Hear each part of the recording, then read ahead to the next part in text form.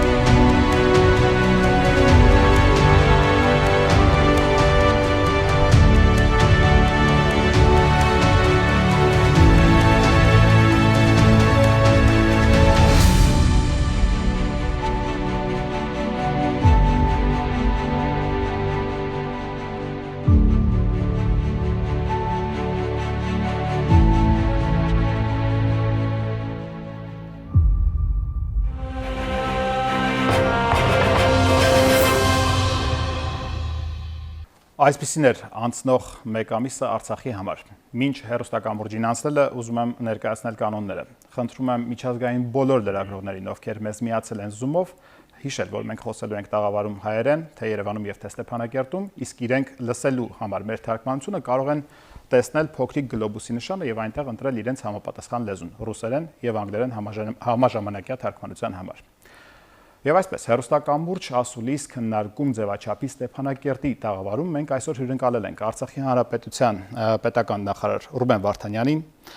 Արցախի Հանրապետության գյուղնախարար Հրանտ Սաֆարյանին, Արցախի Հանրապետության ազգային ժողովի պատգամավոր Էլեոնոր Աղավանեսյանին եւ Հանրապետական բժշկական կենտրոնի գործադիր տնօրեն Մեհեր Մուսայելյանին։ Երևանի տաղավարում հյուրընկալված գործիչներին կներկայացնի իմ գործընկեր Աննա Իսրայելյանը։ Աննա, Բարև ձեզ, ինչպես Արցախի գործընկերը արդեն իսկ հիշատակեց, Երևանի տաղավարում հյուրընկալել ենք Արցախի Հանրապետության մարդու իրավունքների պաշտպան Գեղամ Ստեփանյանին, Արցախի Հանրապետության արտաքին գործերի նախարար Սերգեյ Ղազարյանին, Արցախի Հանրապետության պետական նախարարի խորհրդական Մեսրոպ Առաքելյանին։ Եվ որպեսզի մեր քննարկումը տրամաբանական հունով ընթանա, առաջարկում եմ սկսել Ստեփանակերտից։ Պարոն Վարդանյան, խնդրում եմ ամփոփենք անցած 31 օրը եւ ներկայացրեք, թե ինչ իրավիճակ է Արցախում։ Տեսեք, Ադրբեջանի նախագահը պնդում է, որ ոչ մի շրջափակում էլ չկա, խաղաղապահները ուտելիք են տանում այնտեղ ապրող հայերին, կարմիր խաչն է մտնում եւ այլն։ Խոպա, լսում են տարբեր ձայներ, պարոն Վարդանյան, փոխանցեմ Աննայի հացը։ Պարզապես ներկայացրեք իրավիճակը այս մեկ ամսվա ընթացքում ինչ է տեղի ունեցել Արցախում։ Առաջին հերթին ուզում եմ բոլորին ողջունեմ եւ ասեմ, որ մենք ապրում ենք 21-րդ դարում, երբ որ ինֆորմացիան դառնում է շատ կարևոր եւ ուժեղ զենք, եւ մենակ իսկապես ներկայացնելով ճիշտ ինֆորմացիան մենք կարանք ուշադրություն աշխարհի գրավենք։ Եվ ես շնորհակալ եմ եւ մեր ընկերներին Երևանում եւ բոլոր լրատվողներին, որ միացել են այս միջոցառմանը։ Առաջին ուզում եմ ասեմ, որ արդեն 33-րդ օրն է, որ մենք այս իրավիճակում ենք եւ իհարկե ես կարող եմ շատ երկար պատմեմ ամեն ինչ, որ կատարվել է այս 32 ամիս, բայց եթե կարճ ասեմ, առաջինը ամենակարևորը, որ ժողովուրդը, որ ապրում է Արցախում եւ կառավարությունը եւ ազգային ժողովը եւ պետական բյուրոյի հիմնարկները իրար հետ միասին են աշխատում այս ճգնաժամի ժամանակ։ Դա շատ կարևոր է։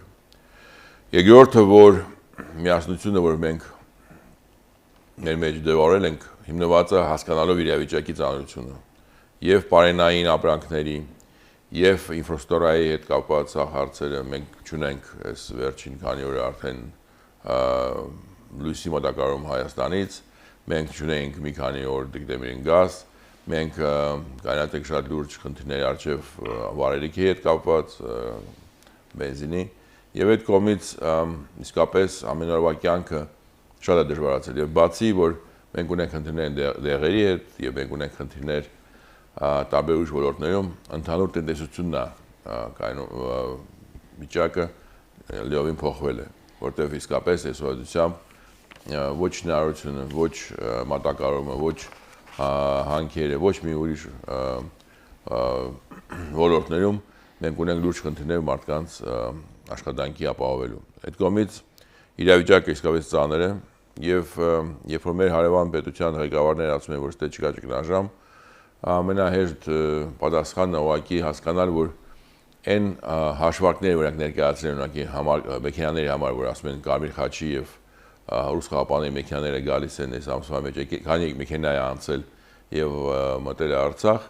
դա մի օրվանից ավելի քիչն է, քան թե եղել է միջև բլոկադան։ Դա նշանակում է ցույց ուղղակի իրանց հաշվարկները, որոնք էլի ճիշտ չեն, որ այն քանակը մեքենաների, որոնք մտել են եւ բերել են մեծամասնություն ուտելիքը իրանց զինվորների խաղապանների համար, մենք ունենք շատ ճգնա, շատ փոքր չափի օգնություն եւ մարդիկ դիմանում են։ Մարդիկ դիմանում են, որտեղ տեսնում են իրար մեջ այդ ուժը եւ հասկացողությունը, որ դա կարեւոր է, որտեղ այս պայքարը ոչ թե բլոկադայի դեմ է, այլ մեր ավելի կարևոր, ավելի խորքային պայքար է մեր ինքնության համար, մեր անկախության համար եւ այդ կողմից բոլորը հասկանում են, որ սա ոչ թե մենակ ճանապարհի բացման հարցն է, այլ հարցը մենք ունենք ապագա թե չէ մեր հողի վրա ապրելու, մեր ձևով, մեր ոճով, մեր արժեքներով եւ մեր օրենքներով։ Այդ կողմից իրավիճակը իհարկե լինելով բարդ, մյուս կողմից ես տեսնում եմ մեծ կամք եւ մեծ միասնություն մարդկանց մեջ այս հարցի շուրջը, որ մենք որոշում ենք այո, միակ ճանապարհը մենք ապրելու ենք ստեղ եւ երբ որ Ադրբեջանի նախագահն ասում է, որ չի ուզում կարա դուրս գա գնա, դա նորից նշում է, որ իրանք փակել են ճանապարհը եւ ուզում են ասել, որ չի ուզում ստե տենց ապրի, թող դուրս գա գնա, մենք իրանք չենք պահում, դա լրիվ բացահայտում է նորից, որ իրանք ուզում են անեն անգլերեն ասած ethnic cleansing, ազգային էթնիկական զտումներ։ Այո։ Եվ այդ ազատումները իրանք չեն հաջողվի, որտեղ մարդիկ ասել են եւ վստահ նույնիսկ այդ որոշումը հաստատել են, որ իրանք մնալու են, ապրելու են իրանց հողի վրա եւ ուրիշ դեպ չեն տեսնում իրանց ապագան։ Շնորհակալություն պարոն Վարդանյան, որպեսզի ավելի լավ պատկերացնենք այն, ինչ նկարագրեց Արցախի հանրապետության պետնախարարը, առաջարկում եմ դիտել մի տեսանյութ, որը կներկայացնի Արցախի խանութներում եւ լցականներում տիրող իրավիճակը։ Խնդրեմ։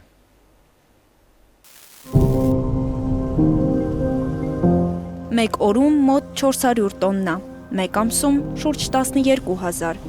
Միակ միջանցքը փակելուց հետո առնվազն այսքան բեռ չի ներկրվել Արցախ։ Դեղամիջոցներ, մթերք, առաջին անհրաժեշտության ապրանքներ, վառելիք։ Հենց վառելիքն էլ առաջինը դարձավ կտրոնով։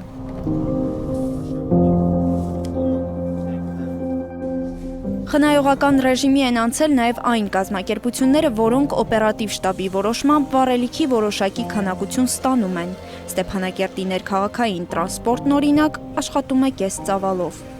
24 մեքենա այդտեղ, այսօր աշխատում է 16 ավտոմեքենա։ 4 երթուղիներ ենք սպասարկում, ամեն երթուղում սպասարկում է 4 ավտոբուս։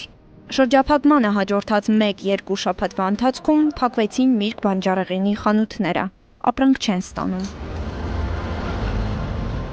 Կապանք ես արդեն 20 վանախտ, вообще ապրանք չունենք լի, լայատետի սկսալա կապալն միանգամից եկավ նուխտարալ վեշ պենկավեչ, խակում вообще ովեշ վուղտ կավեչ։ Սկզբում վերջացան լայն սպառման ապրանքները, հետո գրեթե ամեն ինչ։ Խանութներում այսօր շատ են միայն դատարկ դարակները։ Դուսուսկա մի պրինց չկա, մին ապրանք չկա, մի պեն չկա, բեր խոխը չօդին։ Խանութի վիտրինաները սաղ դատարկ են։ Մենակ խանութում ներկապահին կարող ես հաստ գտնել, խմիչք, ջրեղեն։ Դեղատներում հերթերը շատանում են, դեղերը պակասում։ Մանկական սնունդ, տակդիր, ամենապահանջված դեղամիջոցները վաղուց արդեն չկան։ Ունեն ջերմիջեցնող դեղերի պակասություն, ցավազրկողների պակասություն, անտիբիոտիկների պակասություն ունենք, մանկական կերերի պակասություն ունենք, տակդիրների պակասություն ունենք։ Շաքարի դեղնա, դավլենի դեղնա, մանկական մոմիկների, մանկական անտիբիոտիկների հետ տանք չկա, դե մեկա փոքր երեխան չի հասկանում, կա չկա։ Որպես ժամանակավոր լուծում, որոշվեց պետական պահուստից խանութներին քիչ քանակությամբ որոշ ապրանքներ հատկացնել։ Ամեն օր չենք ստանում, նայած, ինչ բերում են, ընել վաճառում ենք։ Ուտելիք ենք մանգալի, տեսնենք որտեղից ինչ կճարենք, որպեսզի գոյատևենք։ Պետպահուստի պաշարները անսահմանափակ չեն, եթե միջանցքը չբացվի, ձեթը, շաքարավազը, մակարոնը, բրինձն ու հնդկաձավարը Արցախում կտրոնով կվաճառվեն։ Իսկ էլեկտրաէներգիայի սպառման սահմանափակումներն արդեն սկսվել են։ Հունվարի 10-ից Արցախ էներգոն հովհարային անջատումների է անցել։ Հայաստան-Արցախ միակ հոսանքագիծը Աղավնո Բերձոր հատվածում վթարվել է։ Ադրբեջանը թույլ չի տալիս վերականգնել։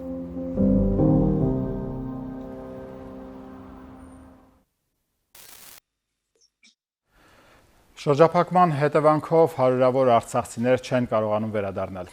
Նրանցից ոմանք տեղավորվել են հարազատների մոտ, իսկ երկու մեծ խմբեր էլ գտնվում են Երևանում և Գորիսում։ Ճանապարհի այն կողմում մնացած արցախցիների մասին մեծ տեղեկություններ կտրամադրի Հայաստանում Արցախի ներկայացության նախկին ղեկավար և նորանշանակ արտաքին գործերի նախարար Սերգեյ Ղազարյանը։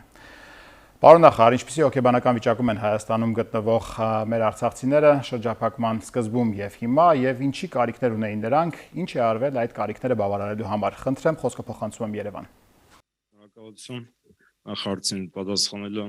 դեպս մեկ անգամ ուզում եմ շնորհակալություն հայտնել այս միջոցառումը կազմակերպող բոլոր նախաձեռնողներին, մասնակիցներին, շատ կարևոր նշանակություն է կրում այսօրվա միջոցառումը։ Բազմաթիվ խնդիրների առաջ են կանգնել նաև դեկտեմբերի 12-ին Հայաստանի Հանրապետությունում գտնվող Արցախի Հանրապետության քաղաքացիները, ովքեր այդ շրջափակման պատճառով չկարողացան մեկնել եւ առաջին հերթին կտրված մնացին իրենց ընտանիքներից։ Սա նաև բավականին լուրջ հոգեբանական բնույթի հետևանքներ ունի եւ ծնողների համար եւ երեխաների համար։ Առաջին հերթին խնդիրները կապված են նրանց կեցության ապահովելու, սննդով ապահովելու, առողջապահական ծառայություններից օգտվելու հետ կապված հարցերի հետ։ Այս հարցերի մասով եւ մշտական ներկայացուցիչ c'est repris sur YouTube et sur Facebook de toute façon. Եվ բազմաթիվ կառույցներ արձագանքել են, հիմնականում մեր հայրենակիցները տեղակայված են Գորիս քաղաքում, մի շարք մեր քաղաքացիներ, հիմնականում ովքեր առողջական խնդիրներ ունեն, տեղակայված են Երևան քաղաքում եւ նրանց խնդիրները լուծվում են։ Այստեղ պետք է նաեւ նշեմ, որ Հայաստանի կառավարության կողմից ստեղծված աշխատանքային խմբի հետ է շատ ակտիվ համագործակցություն գնում նշված խնդիրների լուծման մասով։ Այսքանը մեր քաղաքացիների խնդիրների հետ կապված ես կարճ հաշվի առնելով, որ Երևանից նաև այդ մի ուղղությամբ որոշ տեղեկություն տրամադրեմ կապված միջազգային արձագանքի հետ, ուրեմն տեղյակ ենք, որ մեծամասամբ նրանք ուղղված են եղել այդ շրջափակված իրավիճակը հանգուցալուծելու ուղղությամբ եւ առաջին հերթին ստեղ պետք է առանձնացնենք դեկտեմբերի 20-ին Հայաստանի դիմումի համաձայն ՄԱԿ-ի անվտանգության խորհրդում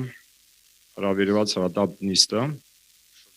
որտեղ նաև հնչել են կոնկրետ հասցեական դիրքորոշումներ ուղղված Ադրբեջանին, որ պետք է դադարեցնի այդ բլոկադան։ Նաև հնչել են կոնկրետ հասցեական դիրքորոշումներ Ֆրանսիայի, ԱՄՆ-ի, Իռլանդիայի եւ այլ երկրների կողմից, ինչպես նաև միջազգային կազմակերպություններից, նաև նման կազմակերպություններից, ինչպես է Human Rights Watch-ը, Freedom House-ը, Amnesty International, Genocide Watch-ը։ Այստեղ կարևորը, ինչով կցանկանամ այս կարճ խոսքս ավարտին հասնել, մեր հիմնական ուղերձը հետևյալն է, որ Արցախի շրջափակումը դա միայն հայ ժողովրդի խնդիրը չէ։ Սա ամբողջ քաղաքակիրթ ու առաջադեմ աշխարհի խնդիրն է։ Այսքանը։ Շնորհակալություն։ Շնորհակալություն պարոն Ղազարյան, շարունակելով թեման հերոստակամուրջի այս հատվածում եւս մեկ անգամ ուզում եմ դիմել միջազգային լրատվամիջոցների ներկայացուցիչներին, բոլոր նրանք, ովքեր մեզ հետևում են հիմա եւ лысում են թարգմանությունը կամ չեն լսում, like if you hear us, если вы нас слушаете, тогда нужно нажимать на 4-ю кнопку справа внизу вашего экрана. You have to push the button, the 4th button from the right side on your screen to choose the language. Чтобы выбрать нужный вам язык.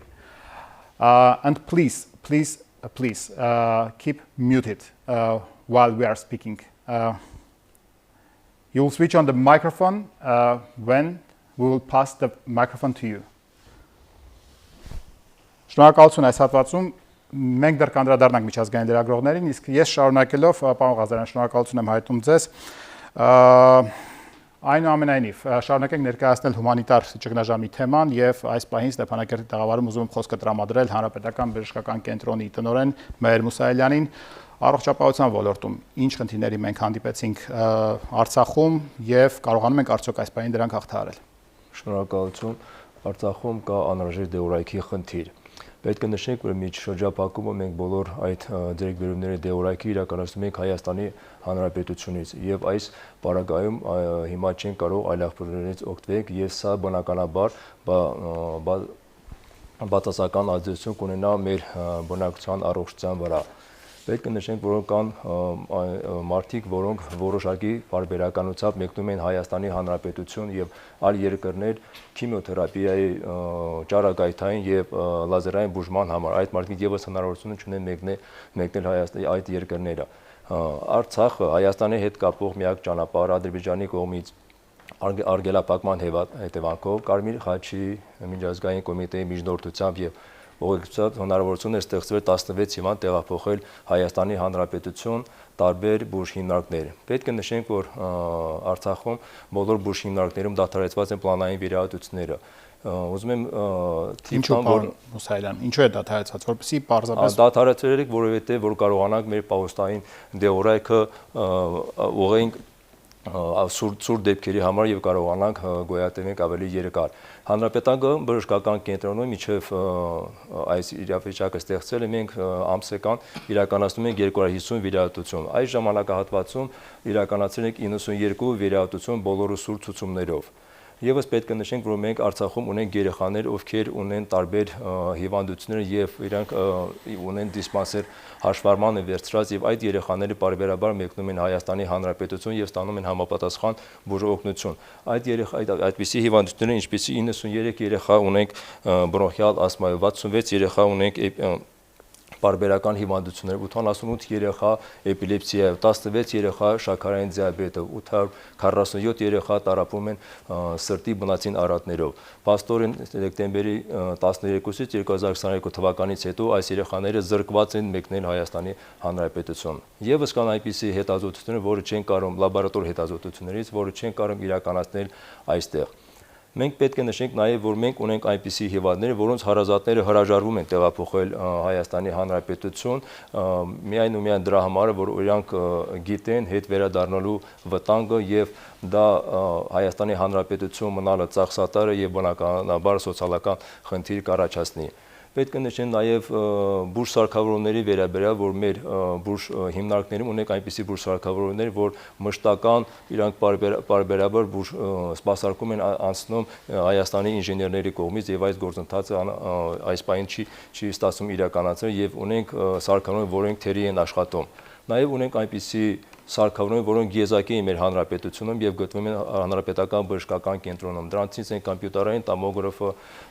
MRT սարքը, անգիոգրաֆը, մամոգրաֆը եւ այլն, եւ այդպիսի տարբեր սարքավորումներ ունենք։ Ես ուզում եմ ներկայացնեմ նաեւ, որ այս ժամանակահատվածում 10-ից ավելի բժիշկներ մեկնել են Հայաստանի Հանրապետություն եւ չեն կարողանում վերադառնալ Արցախ եւ բնականաբար կատարեն իրենց բժշկական պարտականությունները։ Այդ իսկ հետևանքով բուժհաստատություններում մենք ունենք կադրային որոշակի դեֆիցիտ։ Շնորհակալություն պարոն Մուսայելյան, ցավոք սրտի մի պահ մենք տեխնիկական խոթանի պատճառով եթերում չենք եղել, ամեն դեպքում ներկայացնեմ, որ այս պահին Արցախի խոսնակները բժշկական կենտրոնի տնօրեն Մեհեր Մուսայելյանը, պետնախարար Ռուբեն Վարդանյանը ներկայացնում էին Արցախում տիրող իրավիճակը, ինչպես նաև տեսանյութերով փորձեցինք ավելի ներկայացնել իրավիճակը։ Ես պիտի խնդրեմ պարոն Վարդանյան Երևանի համար պարզապես կապի խզման պատճառով եւս մեկ անգամ կարճ փորձենք իսկապես ներկայացնել իրավիճակը, սա տեխնիկական թերության պատճառով նշեմ, որ այս պահին նաեւ մեզ դիտում են ոչ միայն on-line, այլ նաեւ մեզ վերահեռարձակում է այսօր Հայաստանում Երկիր մեդիա հեռուստաընկերությունը, H2 հեռուստաընկերությունը եւ Armenia հեռուստաընկերությունը։ Շնորհակալություն մեր գործընկերներին մեզ միանալու համար եւ այսպես պարոն Վարդանյան կարճ հակիրճ ներկայացնենք այստեղ իրավիճակը։ Նորից ուզում ասեմ շնորհակալության խոսքը բոլորին, որ աջակցում են։ Մենք 31 օրը, 32-րդ օրն է բլոկադայի մեջ ենք։ Դա նշանակում է մենք ունենք խնդիրներ եւ բարենային ապրանքի հետ կապված եւ դուք տեսաք արդեն վիդեո ռեպորտաժների մեջ ինչն է իրավիճակը։ Մենք ունենք խնդիրներ ինֆրաստրուկտուրայի բոլոր ուղղություններում եւ մենք ունենք խնդիրներ աջակցված ընտանիքների ունենք խնդիրներ բժշկության մեջ, ունենք խնդիրներ կրթության մեջ, ունենք խնդիրներ մարդկանց իրավունքը գնալ ճանապարհորդությանը, շատ խնդիրներ կա, մարդիկ ունեն ցավոք սրտի, որոնք մահացել են, չեն կարող հողի հանձնել։ Այդ կողմից, երբ որ մեր հարևան պետությունը ասում է, ղեկավարությունը ասում է, որ խնդիրներ չկա, իրանք ուղղակի իսկապես չեն ուզում իրականությունը ընդունել եւ իրանց ասած բարերով հաստատում է, որ մենք ունենք ճգնաժամ։ Ճգնաժամը հաստատում է դրանով, որ իրանց հաշվարկներով անցել է մոտ 400 մեքենա այս մի ամսվա մեջ։ Եթե մենք նայենք միջև բլոկադան, մենք ունեցել ենք մի օրվա մեջ ավելի շատ, 2 անգամ շատ մեքենաներ, քան թե հիմա անցել մի ամսվա մեջ։ Եթե մենք խոսում ենք հիվանդների մասին, որ ներկայացեց բժիշկը, կամ մենք խոսում ենք տեղափոխման հետ կապված տարանջատված ընտանիքների մասին, մենք բոլորս տեսնում ենք, որ ամենտեղ խնդիր կա։ Բայց նույն ժամանակ ուզում եմ ասեմ, որ այս ամեն ինչը մեզ ավելի միավորեց, մենք իսկապես տեսանք, որ եւ ժողովուրդը, եւ հասարակությունը, եւ պետությունը իրար հետ միասին այս դժվար ժամանակի միացել են իրար եւ իսկապես հասկանալով իրավիճակի դժվարությունները հաղթահարելու այդ ոգին մեր մեջ կա արթնացել է եւ հանրահավաքը ցույց տվեց դեկտեմբերի 25-ի եւ միջև այդ հանդիպումները համայնքներում, շրջաններում, որ ժողովուրդը պատրաստ է մեր կողքը իրար կայնելու եւ դիմանալու այս ամեն ինչին, որտեղ իսկապես սա ոչ թե բլոկադայի դեմ պայքար է, այլ պայքար է մեր իրավունքի, ամենակարևոր իրավունքի համար, որ մենք իրավունք ունենք ապրելու մեր հողի վրա, մեր հայրենիքում, մեր օրենքներով, մեր արժեքներով եւ չպետք է ենթարկվենք ոչ մեկի ուրիշի պայմաններին։ Այդ կողմից այդ հասկացողությունը կա մարդկանց մեջ, այդ հասկացողությունը ուժեղանում է ամեն օր եւ մարդկանց մոտ չնայած շատ ծանր իրավիճակը ստեղծված ճգնաժամի աղետի, մենք նույն ժամանակ տեսնում ենք մարդկանց մոտ ավելի շատ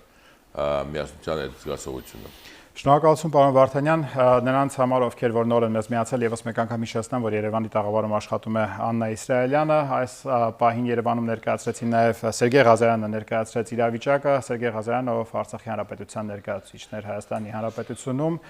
իրավիճակն այնպեսին է, որ այո կան կիսված ընտանիքներ եւ շատ դեպքերում մայրը չի կարողանում հասնել երեխային, երեխան չի կարողանում հասնել մորը եւ շարունակելով այս պահին եթերը արդեն Ստեփանակերտից հատկապես ուզում եմ ներկայացնել մեր տաղավարում գտնվող Էլեանոր Ավանեսյանին, ով բացի ազգային ժողովի падգամավոր լինելուց նաև 4 երեխաների մայր է, այս պահին երեխաները հուսով եմ ձեզ դիտում են։ Տիկին Ավանեսյան, կիսված ընտանիքները այստեղ, այս կողմում ինչ խնդիրներ ունեն, եթե տեղեկացված եք եւ մեզ նույնպես կարող եք տեղեկացնել, եւ ինչպես են կարողանում նրանք հաղթահարել այդ խնդիրները։ Ընտանիքների բաժանման պատճառ դարձած Ադրբեջանի իշխանության կազմակերպած շրջափակման հետևանքով բազմաթիվ ընտանիքներ են մնացել, խնդրում եմ ներկայացրեք հստակ իրավիճակը Երևանի եւ միջազգային մեր գործընկերների համար։ Շնորհակալություն, իհարկե ստեղծված իրավիճակը դժվար հաղթահարելի է բոլորիս համար, բայց առավել դժվար է կիսված ընտանիքների համար, քանի որ իրականում նրանք կան երեխաներ, մանկահասակ երեխաներ, ովքեր իրականում չեն պատկերացնում այս դժվարությունները եւ նրանց օբյեկտիվ պատճառները տարիքային թեզից ելնելով եւ նույնիսկ մենք ականատես եղանք մի վիճակի, որ երեխան ծնողի հետ դադարեց շփվել, խորովեց ծնողներից եւ չի խոսում ծնողների հետ։ Սա բավականին լուրջ հոգեբանական խնդիր է եւ ծանր հետևանքներ կունենա։ Ունենք ընտանիքներ, եթե սկզբնական փուլում փորձում էին իրար հուսադրող կոչերով կամ չգիտեմ հուսադրող ինչ որ ձևերով հաղթահարել այս դժվարությունները, ապա այս երկարատև տևող արդեն եւ անորոշության մեջ դժվար է պատկերացնել ինչպես պիտի հաղթահարեն իրարից զատված ընտանիքները։ Մենք իհարկե ստեղծվել է արագ արձագանքման խմբեր, որոնք բարբերաբար այցելում են այդ ընտանիքներին, փորձում են հասկանալ ինչ խնդիրներ են ծագում եւ սոցիալական խնդիրները իհարկե լուծվում են պետության հովանու ներքո, բայց ես ուզում եմ ասել, որ հոգեբանական խնդիրները հաղթահարելու համար մենք պատասխանատու ենք բոլորս որպես հանրություն։ Իրականում շատ դժվար իրավիճակ է եւ արդեն նկատում եմ այդ երեխաների մոտ, ում հետ որ անձամբ եմ շփվում, հուսալուկություն, հուսահատություն, որովհետեւ իսկապես չեն պատկերացնում, երբ կհանդիպեն իրար ծնողները երեխաներին, երեխաները ծնողներին եւ կան նաեւ սպეციფიկ խնդիրներ, որոնք կարողանում են լուծել միայն ծնողները այդ երեխաների։ Սա շատ լուրջ խնդիր է եւ ես նույնիսկ սարսափում եմ մտածել, թե ինչ հետևանքներ հոգեբանության հոգեվիճակի վրա կունենա, ինչ հետևանքներ կունենա ծանր այս ստեղծված իրավիճակը։ Շնորհակալություն Տիկին Ավանեսյան, այս ամենը ավելի պատկերավոր դարձնելու համար առաջարկում եմ դիտել մեր հաջորդ տեսանյութը, որտեղ հերոսները հենց բաժանված ընտանիքից են։ Մեծ աղբերս եղել է խիստ դիջեին հումորասեր է, Սյուզին կենտանիներ շատ սիրում, դրա համար ասում են կենտանի սիրողները բարի են, շատ բարի է։ Ես էլ եմ կենտանիներ շատ սիրում։ Ալվարտը շատ գործուն է աղջիկը, Ալիսան շատ խելացի է, իսկ այն փոքրերը Ալինան ու Տատոն իրար հետ խաղում են, իրար հետ խաղ են մտածում։ 44-օրյա պատերազմում Մարգարյանների բազմազավակ ընտանիքը նախ կորցրեց միակ որդուն, մեծին, Ժիրայրին։ Հետո կորցրեց տունը։ 6 անչափահաս աղջիկների հետ Քաշաթաղից տեղահանվեց Մայիսյան գյուղ։ Հիմա էլ երեխաներն են մնացել առանց ծնողի։ Երեխաների մայրն ու հորաքույրը դեկտեմբերի 11-ին մեկնեցին Արցախ, որ տան սերտիֆիկատի հարցերը լուծեն, ու հենց հաջորդ օրը հայտնվեցին շրջափակման մեջ։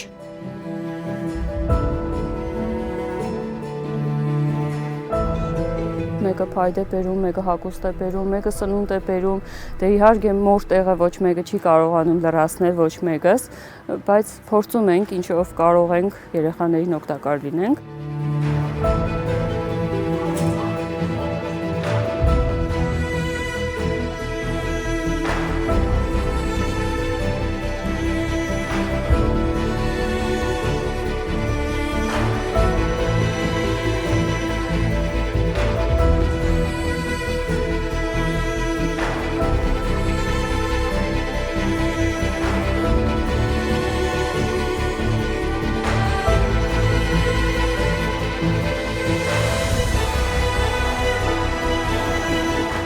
Երեխաների մայրն ու հորաքույրը արդեն 1 ամիս է Ստեփանակերտի հյուրանոցներից մեկում են։ Կենպանով ենք մենք եկել 12-ին ամբողջ օրը վերջացնենք, նորից հետ դառնենք։ Արդեն ժամը 10-ից պարզ դառա, որ ադրբեջանական կողմը շրջափակել է ճանապարհը, հնարավորություն չկա։ Տղես 17-ը ծնունդ ստեղ էի ես ինքն դեղ լրացավ, չեղա ծնունդին էլի։ Աղջիկս 9-ներ, հունվարի 6-ին էլի չեղա այնտեղ։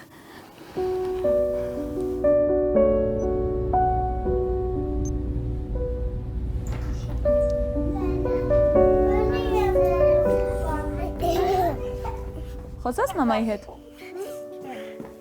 Տատե։ Ո՞նց է։ Լավ, տատի, տատի քա, մամա։ Մամա դե տատի։ Նա։ Մամա տատի քա։ Նարսի գնացել է։ Հա։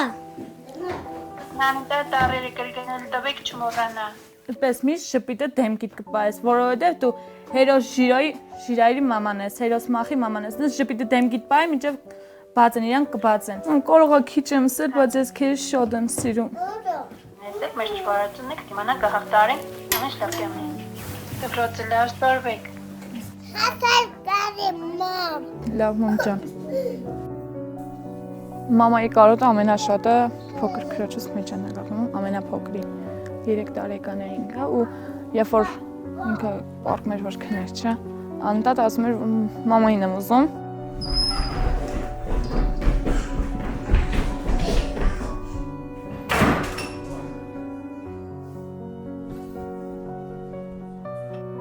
Մենք տոնածառել չէինք ուզում դնենք, մաման է ասել դրեք, ուրախացեք, բոլորով սեղանը գծեցինք, հելանք միջով հրավառության ավարտը դուրսն ենք եղել, հետո եկել հաց ենք կերել, ինչպես բոլոր, հավաքել ու քնել ենք, իսկ առավոտ տիկին հռիփսի մենք, մեր խնամակալը բոլորը եկան,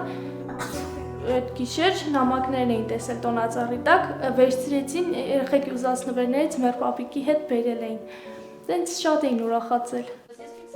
Ես նամակ չէի գրել, ավելի ճիշտ գրել էի, բայց մեր պապից ուզել էի մամային շուխորշորից գալը, մեկի Արցախի խաղաղություն, հատուկ բան չէի գրել մեր պապիկից։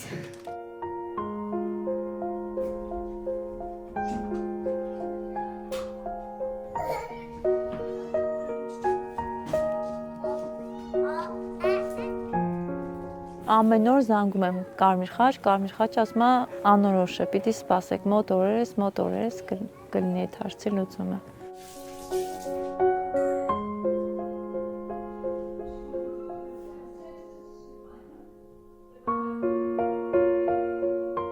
Իմ մեծ ցավը աղբորս կորցնելն էր, մեծ ցավը չեմ ուզել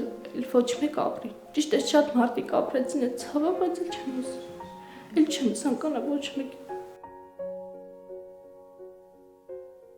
Ասելու եմ, որ շատ եմ կարոտել ու չեմ թողնալու էլ ոչ միտեղ գնամ, չեմ թողալու մեզնից հեռու գնալ։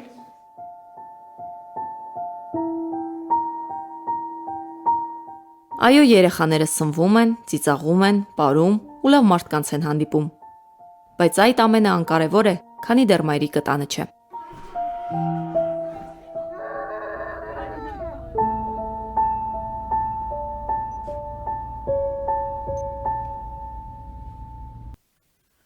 Շնորհակալություն Ստեփանակերտ, Շարունակելով մարդասիրական ճգնաժամի թեման, խոսքը ցանկանում եմ փոխանցել Արցախի մարդու իրավունքների պաշտպան Գեգամ Ստեփանյանին, ուզում եմ զգուշացնել մեր գործընկերներին, որ բանախոսների խոսքերից հետո հնարավորություն կընձեռվի նրանց հարցեր ուղղվելու եւ պարոն Ստեփանյան, խնդրեմ, այս ընթացքում մենք տեսնում ենք մարդու գրեթե բոլոր հիմնարար իրավունքների խախտումներ, ազատ տեղաշարժի, կրթության, առողջապահության ցանկը կարող եք դուք շարունակել, միջազգային իրավապաշտպան կազմակերպություններից ինչպիսի արձագանքներ կան եւ արդյոք դրանք բավարար են եւ ինչ ենք ընդհանրապես ակնկալում միջազգային հանրությունից։ Շնորհակալություն, իրապես ներկայացվեցին բոլոր խնդիրները եւ կարող ենք փաստել, որ գործ ունենք մարդու իրավունքների լայնածավալ, հետեւողականորեն իրականացվող եւ համակարգային խախտումների հետ, ինչը այլ լեզվով կամ միջազգային իրավունքի լեզվով կոչվում է հանցագործություն մարդկության դեմ։ Այո, սա հանցագործություն է եւ փաստերն առավել քան խոսուն են, որ Ադրբեջանը ամենաբարձր մակարդակով, երկրի ղեկավարի մակարդակով իրականացնում է էթնիկ զտման եւ ցեղասպանական քաղաքականություն։ Մեր գրասենյակը մարդու իրավունքների պաշտպանի աշխատակազմը մոնիտորինգ է իրականացնում տեղում եւ հակիրճ կարող եմ անդրադառնալ որոշ իրավունքների խախտումների, համատարած խախտումների եւ երևի թե առաջնահերթ պետք է խոսենք կյանքի հետ անմիջականորեն առնչվող իրավունքի մասին, սոցիալական, տնտեսական եւ մշակութային իրավունքների միջազգային դաշնագիրը հստակ ամրագրում է յուրաքանչյուր մարդու եւ իր ընտանիքի պատշաճ սնվելու եւ բավարար կենսամակարդակի իրավունք, ինչը նշանակում է ֆիզիկական եւ տնտեսական հասանելիություն ունենալ սննդամթերքի եւ դրա մատակարարումներին։ 120,000 մարդ մեկ ամիս շարունակ ուղիղ զրկված է այս իրավունքից եւ ինչպես այլ ձև կոչենք սա, եթե ոչ հանցագործություն։ Ընդ որում պետք է նշենք, որ նույն միջազգային իրավունքը Հռոմի ստատուսը հստակ արձանագրում է, որ մարդկանց սովամահության մղելը ուղիղ համարվում է պատերազմական հանցագործություն։ Այլ իրավունքներին անդրադառնալիս, խոսենք ազատ տեղաշարժի իրավունքին, որը ամրագրված է մարդու իրավունքների համընդհանուր հռչակագրում։ Հստակ արձանագրված է, որ մարդը տեղից տեղ փոխադրվելու իրավունք ունի։ Ավելին, 2020 թվականի նոյեմբերի 9-ի հայտարարությամբ Ադրբեջանը ստանձնել է պատասխանատվություն եւ պարտավորություն ապահովելու Լաչինի միջանցքով մարդկանց եւ բեռների երկկողմանի անվտանգ տեղաշարժը։ Եվ արդեն մեկ ամիս շարունակ Ադրբեջանը ուղիղ կերպով չի կատարում իր այս պարտավորությունը։ Եվ սա հանգեցնում է մարդկանց տեղաշարժման իրավունքի խախտման։ Այս համատեքստում պետք է խոսենք նաև անդրադարձ եղավ բաժանված ընտանիքների, այն ընտանիքների, որոնց մի մասը գտնվում է Երևանում, մի մասը գտնվում է Արցախում, վերամիավորման իրավունքի, վերադարձի իրավունքի մասին։ Յուրաքանչյուր անձ ունի ընտանեկան կյանքի իրավունք եւ այս պարագայում մենք տեսնում ենք, որ այդ իրավունքը ուղիղ սպառնալիքի տակ է, ոտնահարված է։ Անդրադառնալով խոցելի խմբերի, նաև երեխաների իրավունքների մասին պետք է խոսենք։ 30,000 երեխա այսօր Արցախում զրկված է երեխաների իրավունքների կոնվենցիայով սահմանված անվտանգ եւ ապահով միջավայրի, առողջ սննդի, բարձրորակ առողջապահության իրավունքից։ Եվ միջազգային արձագանքը այս հարցում պետք է շատ հստակ լինի, այլապես մենք իրապես կանգնած ենք շատ մեծ հումանիտար ճգնաժամի եւ շատ մեծ հումանիտար աղետի առաջ։ Առողջապահության մասին խոսվեց եւ նշվեց այն փաստերը, որոնք որ սպառնալիք եւ անհամատեղելի են դարձնում առողջության պահպանման իրավունքի պատշաճ իրացումը։ Խոսվեց ուրեմն պլանային վիրահատությունների դադարեցման, դեղորայքի պակասի մասին, այնինչ նույն նորից հղում անեմ սոցիալական, տնտեսական եւ մշակութային իրավունքներին, որտեղ հստակ ամրագրվում է առողջապահության բարձր չափանիշը որպես հիմնարար իրավունք։ Նկարագրելի այս իրավիճակը եւ ունենք արձագանքներ միջազգային տարբեր կազմակերպությունների կողմից, նշվեց Human Rights Watch-ի, Amnesty International, Freedom House կազմակերպությունները, ՄԱԿ-ի մարդու իրավունքների բարձր հանձնակատարի արձագանքը, Եվրոպայի խորհրդի մարդու իրավունքների հանձնակատարի արձագանքը, բայց ժամանակն է, որ խոսքերից մարդիկ անցնեն գործի։ Դա շատ կարևոր է, այլապես այս իրավիճակում մարդկանց կյանքին ուղիղ վտանգ է սպառնում եւ կանգնած ենք էթնիկ զտման առջեւ։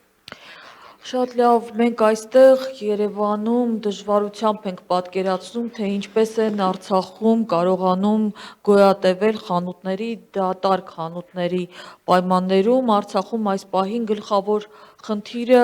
կարծես պարենային անվտանգությունն է։ Դա գլխավոր խնդիրը չէ, բայց գիտեմ, որ լրագրողներին ամենաշատը հենց դա է հետաքրքրում, դրա պատճառով այս պահին խոսքը կտրամադրենք Արցախի հանրապետության գյուղնախարար Հրանտ Սաֆարյանին։ Պարոն Սաֆարյան, շրջափակումից հետո հստակ կարող ենք ասել, թե պարենային անվտանգության առումով ինչ խնդիրների հանդիպեցինք եւ դեռ որքան կդիմանա Արցախը։ Շնորհակալություն, ինչպես գիտենք 2022 թվականի դեկտեմբերի 12-ին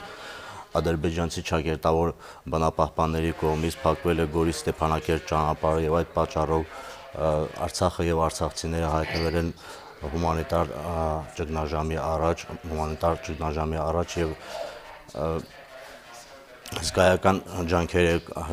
ջանքեր է գործադրում պետության կողմից, որպեսզի խուսափենք հումանիտար աղետի։ Ցավոք իրավիճակը բարդանում է, որովհետեւ բոլոր տեսակի ապարանքների պակաս կա։ Հանրապետությունում նկատում է բոլոր տեսակի ապարանքների պակաս։ Որոշ ապարանքներ ընդհանրապես չկան, արդեն ինչպես գիտենք, բանջարեղենի եւ միրգը խանութները վաղվանից շուտվանից փակված են, ունենք որոշակի, սակայն լավ բան է նշենք, մրգի թագուհին կա, նուռը, որը Արցախինն է, տեղական։ Ինչ վերաբերում է շուկայում միրգի բանջարեղենի բացակայությունը, ապա չմոռանանք, որ դա նրանից է, որ բազմաթիվ տարածքներ անցել են թշնամու վերահսկողության տակ, իսկ դա ենթադրում է ջերմատնային տնտեսություններ, այգիներ, ցանկատարություններ եւ այլն։ Իհարկե գյուղերում կան մրգի եւ բանջարեղենի որոշակի պաշարներ, բայց դա չի կարող հերիքի 120,000 բնակչության ապահովելու համար։ Այս պահին Արցախի հանրապետության գյուղնախարարությունը եւ գյուղաճակության հիմնադրամը համակարգված աշխատում են ուժերի գերլարումով, որպեսզի հանրապետությունում պահոստային ֆոնդից տնտեսվարողներին տրամադրվող պարենամթերքը հավասարապես ժամանակին բաշխվեն։ Հատկապես բարդ խնդիրներ է ստեղծում դիզվառելիքը,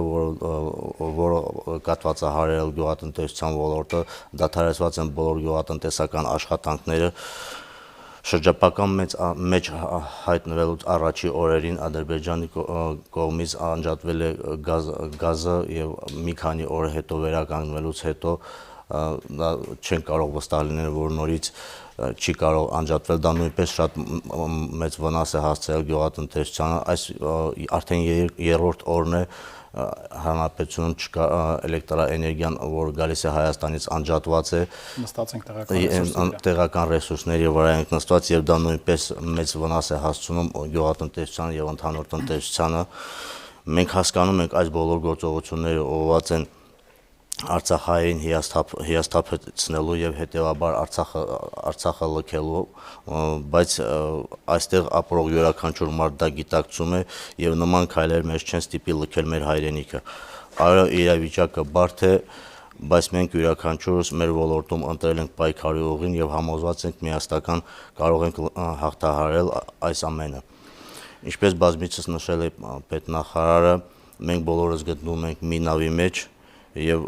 պետք է հավասարապես պայքարենք մեզ բաժին հասած արհավիրքը։ Շնորհակալություն, պարոն Սաֆարյան։ Փոխանցենք խոսքը Երևանին, նշենք, որ նաեւ այս պահին բացի Արմենիա, բացի Երկիր մեդիա եւ H2 հեռուստաալիքներից մեզ միացել է նաեւ Կենտրոն հեռուստաալիքը, ինչպես նաեւ բազմաթիվ on-line մեդիաներ։ Շնորհակալություն պարենային անվտանգության առումով իրավիճակը ներկայացնելու համար, խոսքս փոխանցում եմ Աննային։ Շրջափակումը մարդկանց ճակատագրերի վրա ազդում է նաև տնտեսական պատճառներով, առանց այն էլ Արցախի թույլ տնտեսությունը լուրջ հարվածներ է ստանում։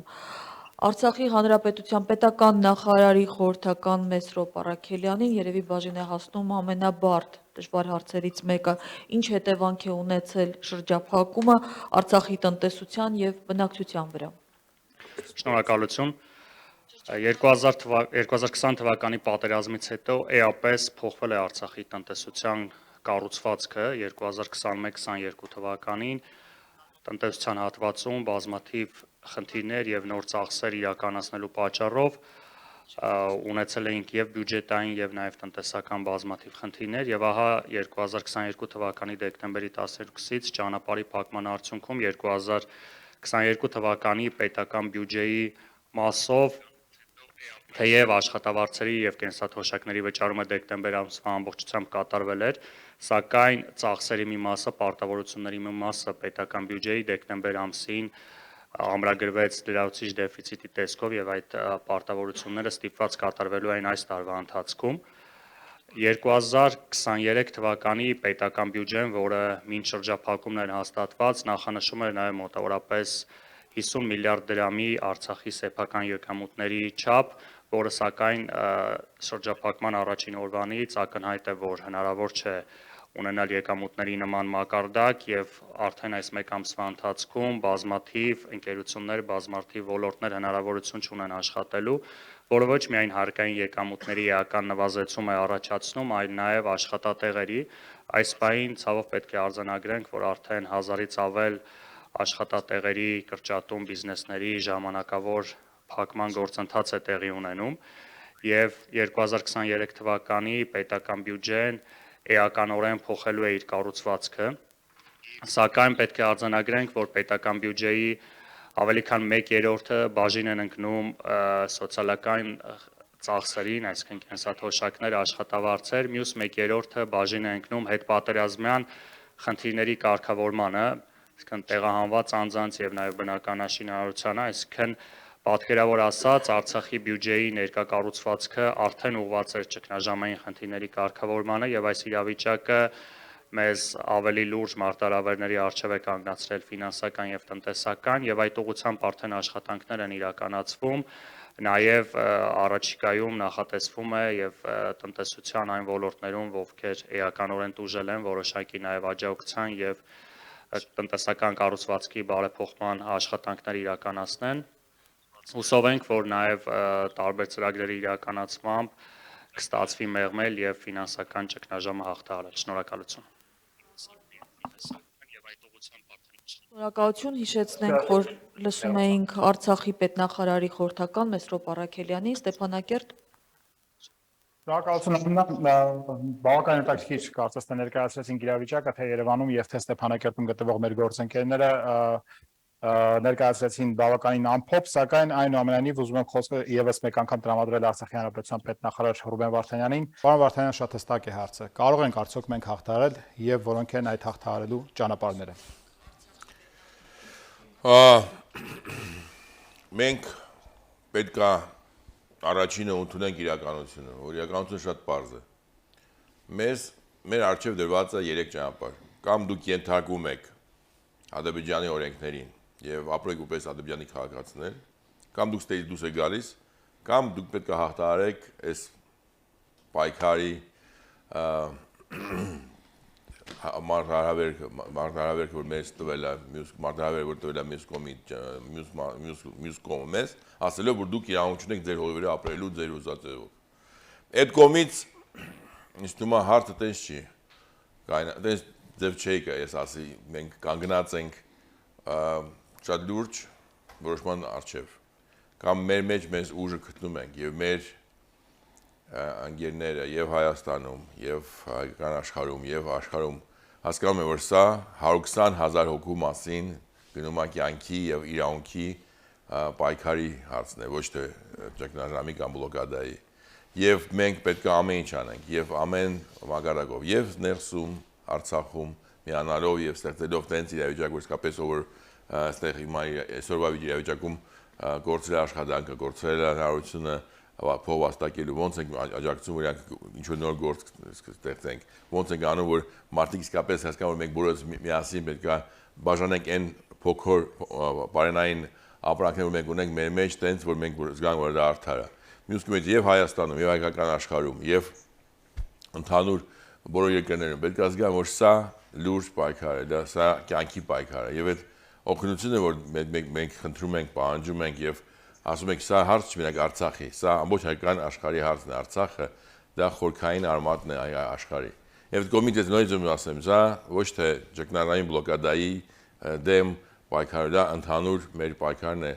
մենք պետք է հաղթահարենք ամենադժվարը, որ մենք իրավունք ունենք մեր հողի վրա ապրելու, մեր օրենքներով, մեր արժեքներով։ Եվ դրա համար մենք անում ենք ամեն ինչ, եւ լրատվական, եւ դիվանագիտական, եւ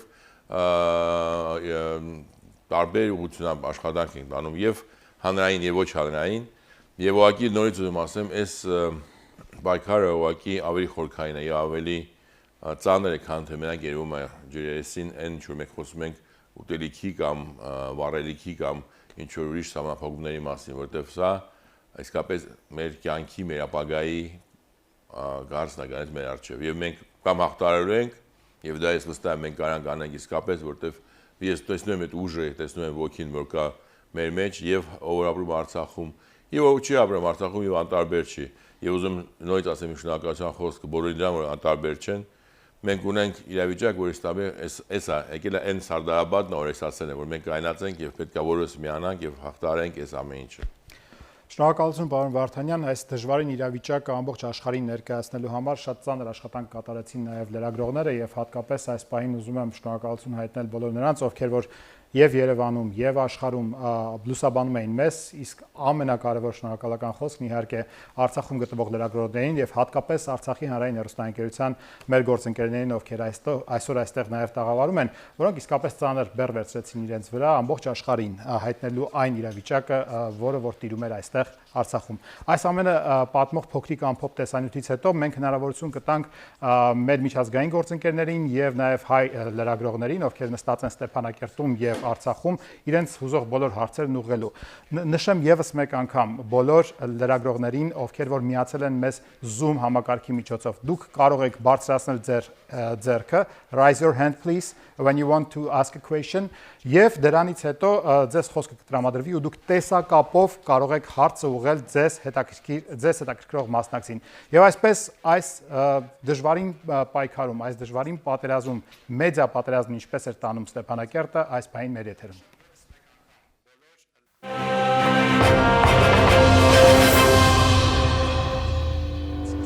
Դեկտեմբերի 12-ից Լաչինի միջանցքի շրջափակումից ի վեր արդեն 31 օր պայքար է ընթանում նաև տեղեկատվական դաշտում։ Ճանապարհի շրջափակումը նաև տեղեկատվական շրջափակում էր ենթադրում։ Ճակերտավոր բնապահպանների գործողությունները լուսաբանելու համար Ադրբեջանը տասնյակ լրագրողներ է գործուղել։ Երկկողմանի փակելով ճանապարհը, Ադրբեջանը պատկերը ներկայացնում է միակողմանի ու կողմնակալ։ Տեղեկատվական շրջափակումը թույլ չտալու եւ արտաքին աշխարհին իրական պատկերը փոխանցելու համար հենց առաջին օրվանից Արցախի հանրային հեռուստաընկերության թիմը աշխատում է 24/7 ռեժիմով։ Շրջափակման առաջին օրերից հանրայինը նախաձեռնեց հատուկ եթերներ, բացվեց հատուկ նախագիծ, որը ուղիղ եթերում ներկայացնում եւ մեկնաբանում էր օպերատիվ շտաբի որոշումները, հյուրընկալում էր տարբեր ոլորտների պատասխանատուներին։ Օրակարգ հատուկ նախագծի հյուրերը տեղեկատվությունը ներկայացնում են առաջին ձեռքից։ Խիստ ծանրաբեռնված էր աշխատում լրատվական ծառայությունը։ Հանրայինի այս բաժնի թիմն այս ընթացքում պատրաստեց 200-ից ավելի ռեպորտաժներ, ներկայացրեց մարդկային պատմություններ, ցույց տվեց կիսված ընտանիքներին, նաև մարդկանց, ովքեր չեն հանձնվել, շարունակել են ապրել ու աշխատել։ Շրջափակման առաջին իսկ օրը ստեղծվեց մուլտիմեդիա բովանդակության մեկ միասնական օնլայն հարթակ, որին հասանելիություն ստացան հայկական եւ արտասահմանյան հարյուրավոր լրատվամիջոցներ։ Ամենօրյա ռեժիմով Հայաստանին ու աշխարհին ներկայացնելով Արցախում ստեղծված ճգնաժամը, պարենային խնդիրներն ու սովորական մարդկային պատմությունները։ Համակարգված աշխատանքի շնորհիվ տեղեկատվական շրջափակումը ճեղքվեց ու Արցախի խնդիրը լսելի դարձավ նաև միջազգային հանրությանը։ Մեդիա թիմը օժանդակել է միջազգային հեղինակավոր լրատվամիջոցների, առանձին լրատվամիջոցների համար կազմակերպել է հարցազրույցներ, նկարահանել տեսանյութեր, հարյուրավոր հոդվածներ, ֆոտո եւ տեսանյութեր, ներկայացնելով Արցախում ստեղծված վիճակն ու դրանք հաղթահարելու համար պետության ձեռնարկած քայլերը։ Մեր այս նախաբանից հետո կարծում եմ մեզ հետևող լրագրողները լիարժեք պատկերացում կազմեցին, թե ինչ իրավիճակ է տիրում Արցախում շրջափակումից 1 ամիս անց։ Այժմ եթե կան հարցեր մեր խոսնակների, նրանք սիրով կպատասխանեն, խնդրանք նախապես հարցերը վերաբերեն միայն Արցախի շրջափակմանը, եթե ժամանակ մնաց կարող ենք անդրադառնալ Արցախին վերաբերող նաև այլ հարցերի, փորձելու ենք որոշակի հերթականություն սահմանել, մի հայկական լրատվամիջոց եւ մի արտերկրի, մոտեցեք խնդրեմ միկրոֆոնին, ներկայացեք խնդրեմ եւ հստակեցրեք, թե ում եք ուղղում հարցը, խնդրեմ։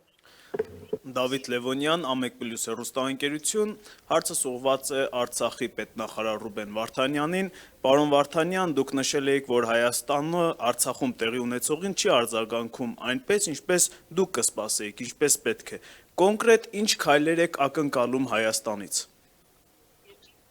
Նայեք, մենք ունենք մի քանի լուրջ խնդիր։ Առաջինը, որ մարդիկ, որ ապրում են Հայաստանում, իսկապես 100%-ով միջևերջ չեն հասկանում ինչ նշանակում բլոկադան։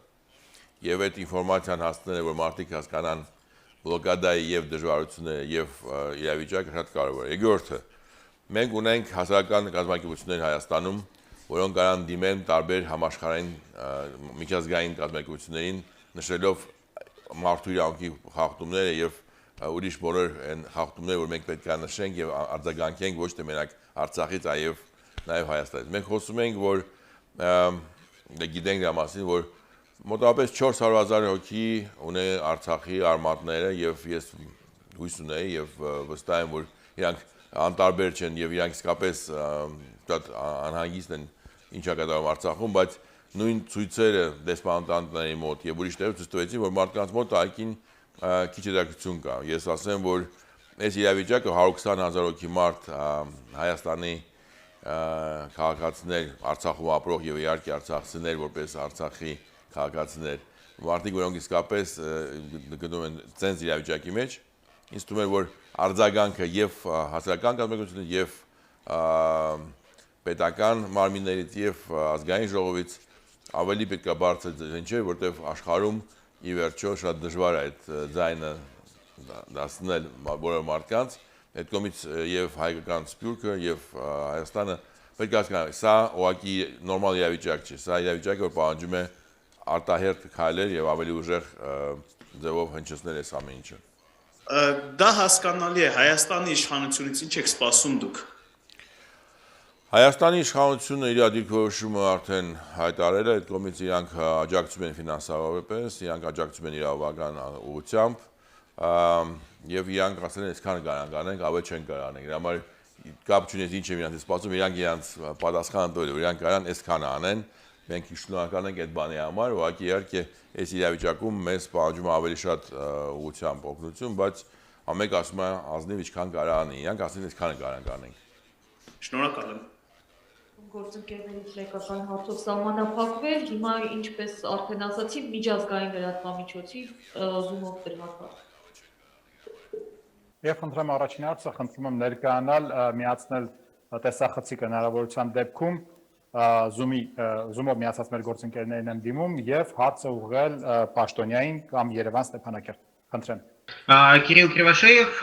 газета «Коммерсант». Я хотел бы задать вопрос господину Варданяну. Как он оценивает сегодняшнее заявление Никола Пашиняна о том, что власти Республики Арцах не должны предпринимать те действия, которые могут вызвать военный ответ со стороны Азербайджана, и также интересно, чем вызваны все-таки кадровые перестановки, которые идут прямо во время кризиса, в частности и назначение нового министра иностранных дел и отставка Виталия Баласаняна с поста главы Совбеза, потому что это тоже коррелирует с заявлениями из Еревана. Пашинян говорит, что необходимо не давать Баку понять, что Степанакерт отказывается от диалога. А диалог, насколько я знаю, между Степанакертом и Баку поддерживался в первую очередь за счет Виталия Баласаняна. Вот, такие два вопроса. Спасибо большое. Во-первых, мы должны понимать, что после 9 ноября азербайджанская сторона осознанно, шаг за шагом, используя стратегию так называемой солями, когда ты отрезаешь по кусочку, ежемесячно практически нарушала соглашение 9 ноября, в том числе, мы, знаете, были человеческие жертвы и захват территории, хотя было договорено, что подписано соглашение, что каждая из сторон должна остаться была на своей линии соприкосновения. В этом смысле мы видим, что идет систематическое, последовательное изменение ситуации. И для того, чтобы был бы диалог должен именно идти, исходя из той базы, на какую мы опираемся. Мы сказали, мы готовы к диалогу, но не в режиме сдачи шаг за шагом того, что было договорено не трогать, а именно диалогу о тех условиях, на которых возможен какой-то вообще разговор между двумя соседями. К сожалению, Азербайджан отказывается, и все разговоры о том, что какой-то был диалог, он был на техническом уровне, и никаких разговоров не было о том, чтобы каким-то образом решать политический этот вопрос, который реально стоит все равно перед нами всеми. По поводу отставки людей, это решение президента, и в данной ситуации формирование команды в условиях блокады действительно требует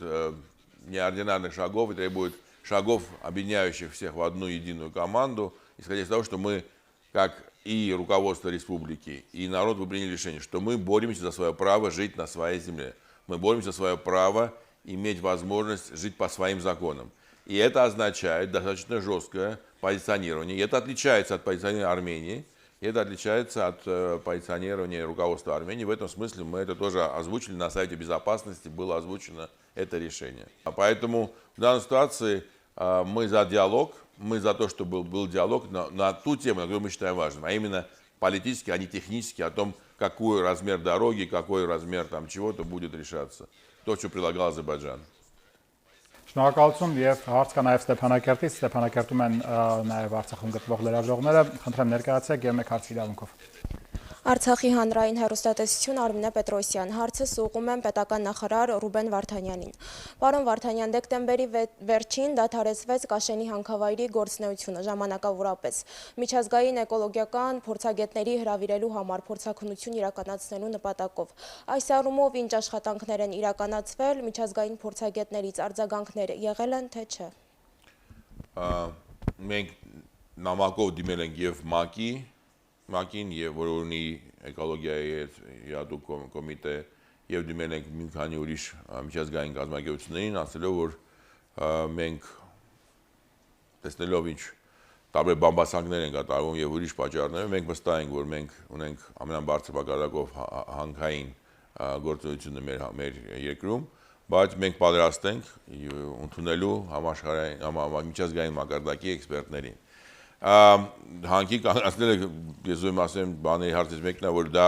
մենք ասենք դա դրան պատրաստությունը կա եւ կազմակերպության ղեկավարության կողմից եւ դու գիտեք որ ճանապարհը փակ է դրա համար այդ կողմից այդ բանը հարցը բարձրացնելը անիմաստ է որտեղ իսկապես իրավիճակը տենց է որ մենք ամեն ինչը մի մոտ հիմա կանգնացրած համարյա մենք ունենք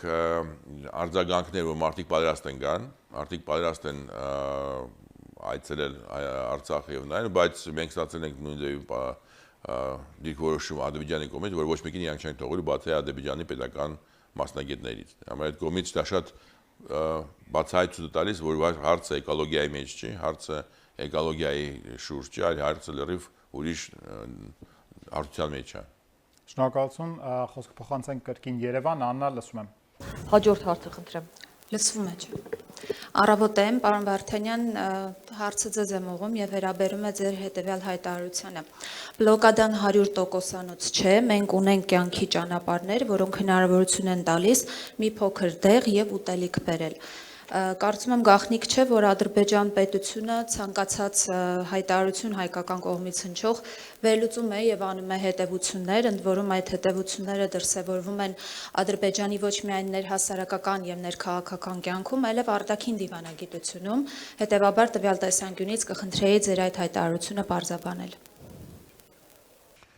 Իրանք արդեն իրանք են պարզաբանել, իրանք հաշվել են, քանի մեքենա է մտել այս մի ամսվա մեջ Արցախ եւ ռուս խաղապանների կողմից եւ Կարմիր խաչի, որը ցույց որ իսկապես իրանք ռուս խաղապանների եւ Կարմիր խաչի մեքենան կարող են գան, բայց իրանք քանակը իրանք հաշվել են ներկայացրել 400, որ նշանակում է իրանք փորձել են հաշվարկներ անել, ինչքան է պետք ուտելիք 2000 հոգու համար եւ Պարզ է, որ ամեն ինչը մենք ապրում ենք թափանցիկ աշխարհում եւ շատ բաներ եղում է, բայց նորից ուզում նշեմ, որ դա մի օրվանից ավելի քիչ մեքենաների քանակը, քան թե եղել է միջև բլոկադան։ Եվ ուզում եմ ասեմ, որ ասում են ճանապարհը, կյանքի ճանապարհը, այդ դրա մասն է ասում։ Եվ երկրորդը ուզում եմ ասել, որ դաժե ամենածանր բլոկադան Լենինգրադի ունեցել է կյանքի ճանապարհը, որ վտանգով մարդիկ փորձել են ամեն ձևով ինչ-որ բան հասնել, բայց դա շատ փոքր քանակի մասին ասում, շատ փոքր բաների մասին ենք ասում։ Համար ելի եմ ուզում նորից նշեմ, որ բլոկադան դա սարկաֆակ չի Չեռնոբիլի, որ փակվում է, դա բլոկադան է վիճակ, որ մեկ հսկողությամբ եւ դեղերի, եւ վարելիքի, եւ սննդի ամեն հարցում ունենք պակասնորդ, որ մարդիկ ամենօրվա կյանքում տեսնում են, որ չեն կարող համար այդ կողմից իմ հայտարարությունը բարձր, որ վիճակը պետք է տենց ներկայացում, ոնց որ իրականում կա։ Շնորհակալություն, հնարավորություն տանք նաև Zoom-ով մեր գործընկերներին միանալ, հաջորդ հարցը Zoom-ից խնդրում եմ։ Зовут Лиза Розовская, работаю в газете «Хаарец». Вопрос господину Варданяну. Как вы расцениваете роль России вот сейчас вот в этом кризисе? Насколько я поняла, вы встречались, в частности, с Волковым, командующим миротворческим контингентом, и он несколько недель назад попросил дать время, чтобы решить проблему. И проблема, вот месяц прошел, проблема до сих пор не решена. Считаете ли вы, что Россия делает все, что от нее зависит в этой ситуации, чего бы вы от нее еще ожидали? Это первый вопрос. И второй вопрос, такой статистический. Азербайджанская сторона говорит, что сейчас в Арцахе реально осталось не более 35 тысяч армян. Есть ли у вас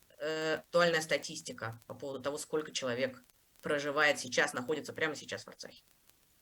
Спасибо. Давайте на первый вопрос ответит министр иностранных дел. Я буквально два слова скажу про статистику. Смотрите, на митинге, который очень легко считается, потому что это все счетная вещь, было более 50 тысяч человек. Там по разным оценкам, можно говорить, плотность больше или меньше, но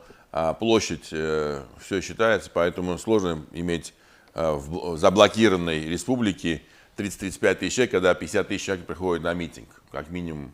Второе, у нас сейчас 12 тысяч подарков для детей до 6 лет не могут приехать на Новый год, и мы не смогли их дать детям, Дед Мороз не выдал им эти подарки, потому что просто эти подарки оказались заблокированы. У нас около 30 тысяч детей, они учатся в школах, в университетах, в этом смысле только детей в возрасте до совершеннолетия у нас 30 тысяч, около 30 тысяч. В этом смысле все эти цифры, которые говорит Азербайджан, очень легко разбиваются, в том числе с точки зрения просто элементарных вещей, которые проверяются косвенно совершенно спокойно. Поэтому, да, у нас есть точное понимание, что на сегодняшний день на территории заблокированной республики Арцах проживает около 120 тысяч человек, потому что плюс-минус небольшое количество людей, которые или выехали, или уехали, и есть граждане не только же Арцаха, еще граждане Армении, которые оказались здесь, потому что приехали на работу или оборотно выехали. Поэтому точная цифра,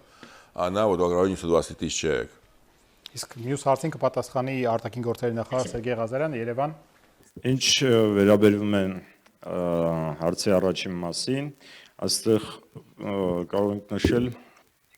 որ ռուսական խաղապահների ներկայությունը դա հիմնական երաշխիքներից մեկն է, որ զսպում է թուրք-ադրբեջանական տանդեմին ավարտին հասնել նրանց ծրագրերը կապված Արցախի հետ եւ կոնկրետ Արցախը հայաթափելու հետ։ Միևնույն ժամանակ այս կոնկրետ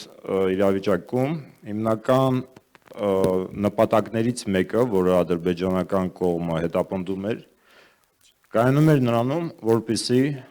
հայկական բնակչության կողմից դժգոհության ալիք բարձրանա ռուսական խաղապահների նկատմամբ։ Այս էլ կարևոր հանգամանքներից մեկն է։ Միևնույն ժամանակ Ադրբեջանը փորձում է ամեն կերպ հեղինակազրկել ռուսական խաղապահների գործունեությունը։ Այստեղ ստեղծված իրավիճակում հաշվի առնելով, որ ադրբեջանական կողմը փորձում է ամեն կերպ խոչընդոտել տարբեր թե պարենային մթերքների, թե դեղորայքի ներկրմանը Արցախ, ռուսական խաղապահների դերակատարությունը այ հիմա շատ կարևոր նշանակություն է կրելու նաև այն առումով, որ այդ խնդիրներում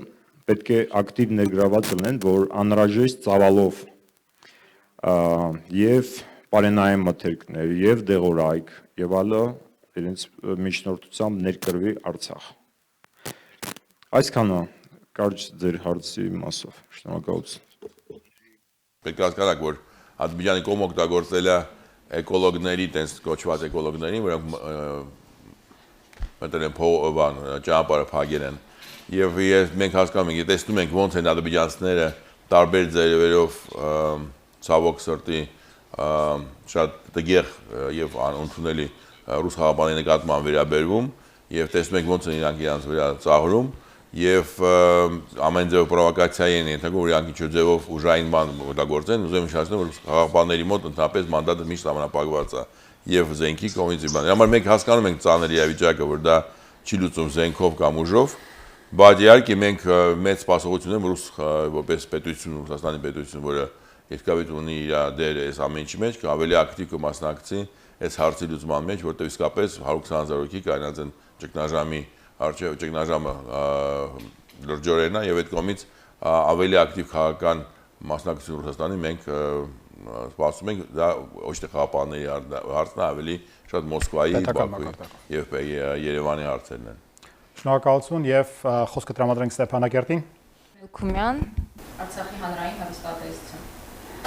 Հայաստանի, Արցախի եւ Սփյուռքի միասնությունն է այն հզոր ուժը, որի շնորհիվ կարող ենք ուժեղացնել մեր հայրենիքը, պահպանել մեր ինքնությունը։ Պարոն Վարդանյան, դուք եք ասել։ Կոնկրետ ինչ սպասելիք ունենք Սփյուռքից։ Ես կուզենայի այդ հարցի պատասխանը մենակ ես չտամ, այլ տան Եվգեն Ստեփանյանը եւ Արտակ Բեգլարյանը, եւ որտեղ մենք կազմակերպում ենք տարբեր միջոցառումներ, որոնք մենք գտնում ենք շատ կարեւոր, որ Սփյուռքը հասկանա, որ իրավիճակը Արցախում ոչ թե կապված Արցախում ապրող արցախների համար է կարևոր, այլ կարևոր է ամբողջ հայ աշխարհի համար։ Եվ դա ես ասել եմ, եւ այդ կողմից Սփյուռքի ներգրավում այս հարցին եւ տարբեր ձևերով, եւ օգնելով ինֆորմացիոն դաշտում այդ ինֆորմացիան տարածելու եւ դիվանագիտական ճնշում ստեղծել տարբեր երկրներում, որը ի վերջո մենք գիտենք Ադրբեջանի էլիտան գնում է տարբեր տեղ հանգստանալու, էլիտան տարբեր տեղ սովորում է։ Եվ եթե սանկցիաների տակ ենք, այդ պետությունը ընկնի սանկցիաների տակ,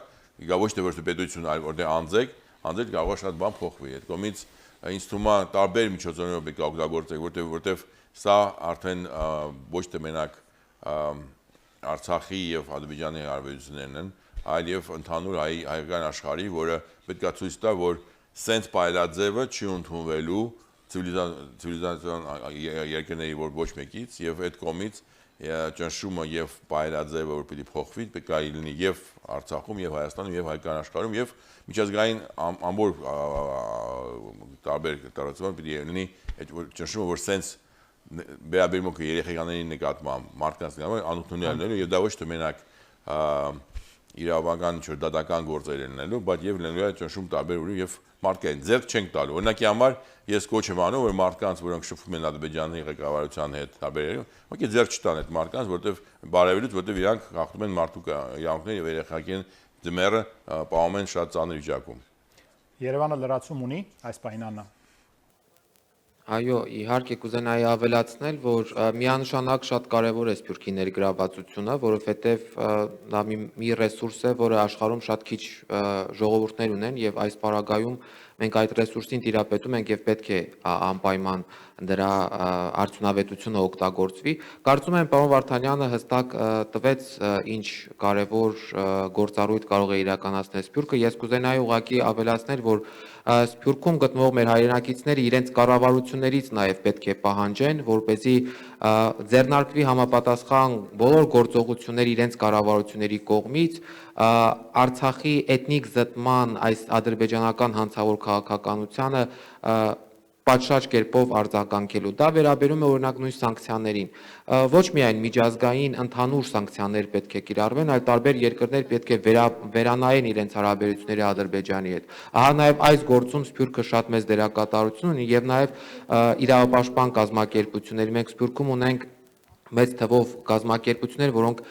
իրավապաշտպան եւ հումանիտար գործառույթ են իրականացնում։ Ես ակնկալում եմ նաեւ որպես մարդու իրավունքների պաշտպան նրանց շատ մեծ ներգրավվածությունը աշխարհի տարբեր միջազգային կազմակերպություններ դիմելու հարցում։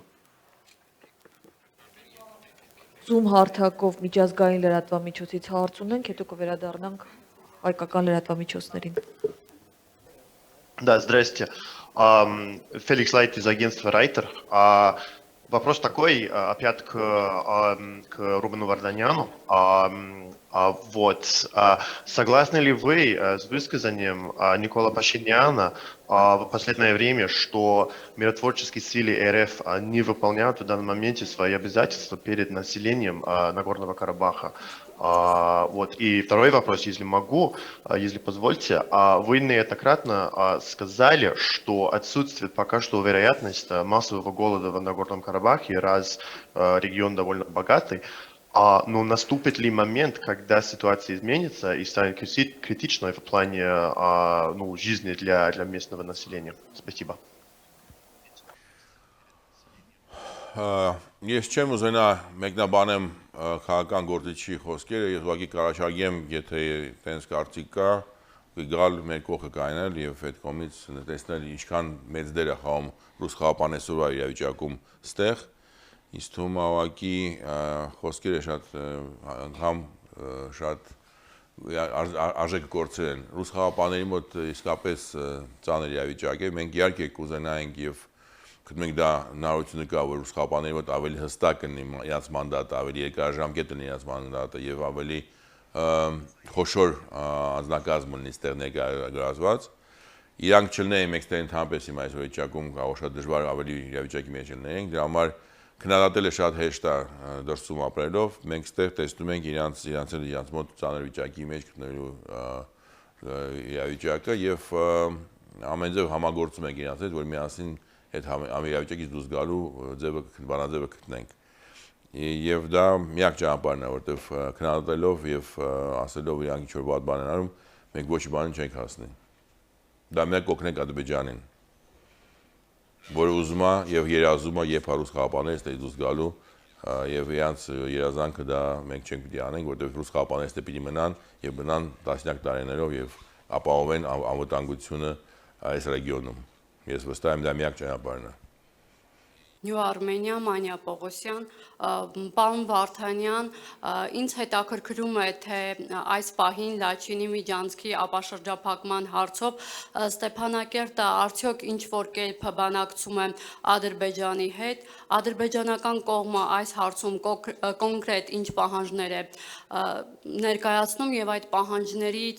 կոնկրետ որի դեպքում հնարավոր է ընդհանուր եզրեր գտնել, ինչ է պատրաստվում ընդհանրապես անել, ում վրա է Ստեփանակերտը հույս դնում, որովհետև Հայաստանը չի անում, ռուսները չի անում,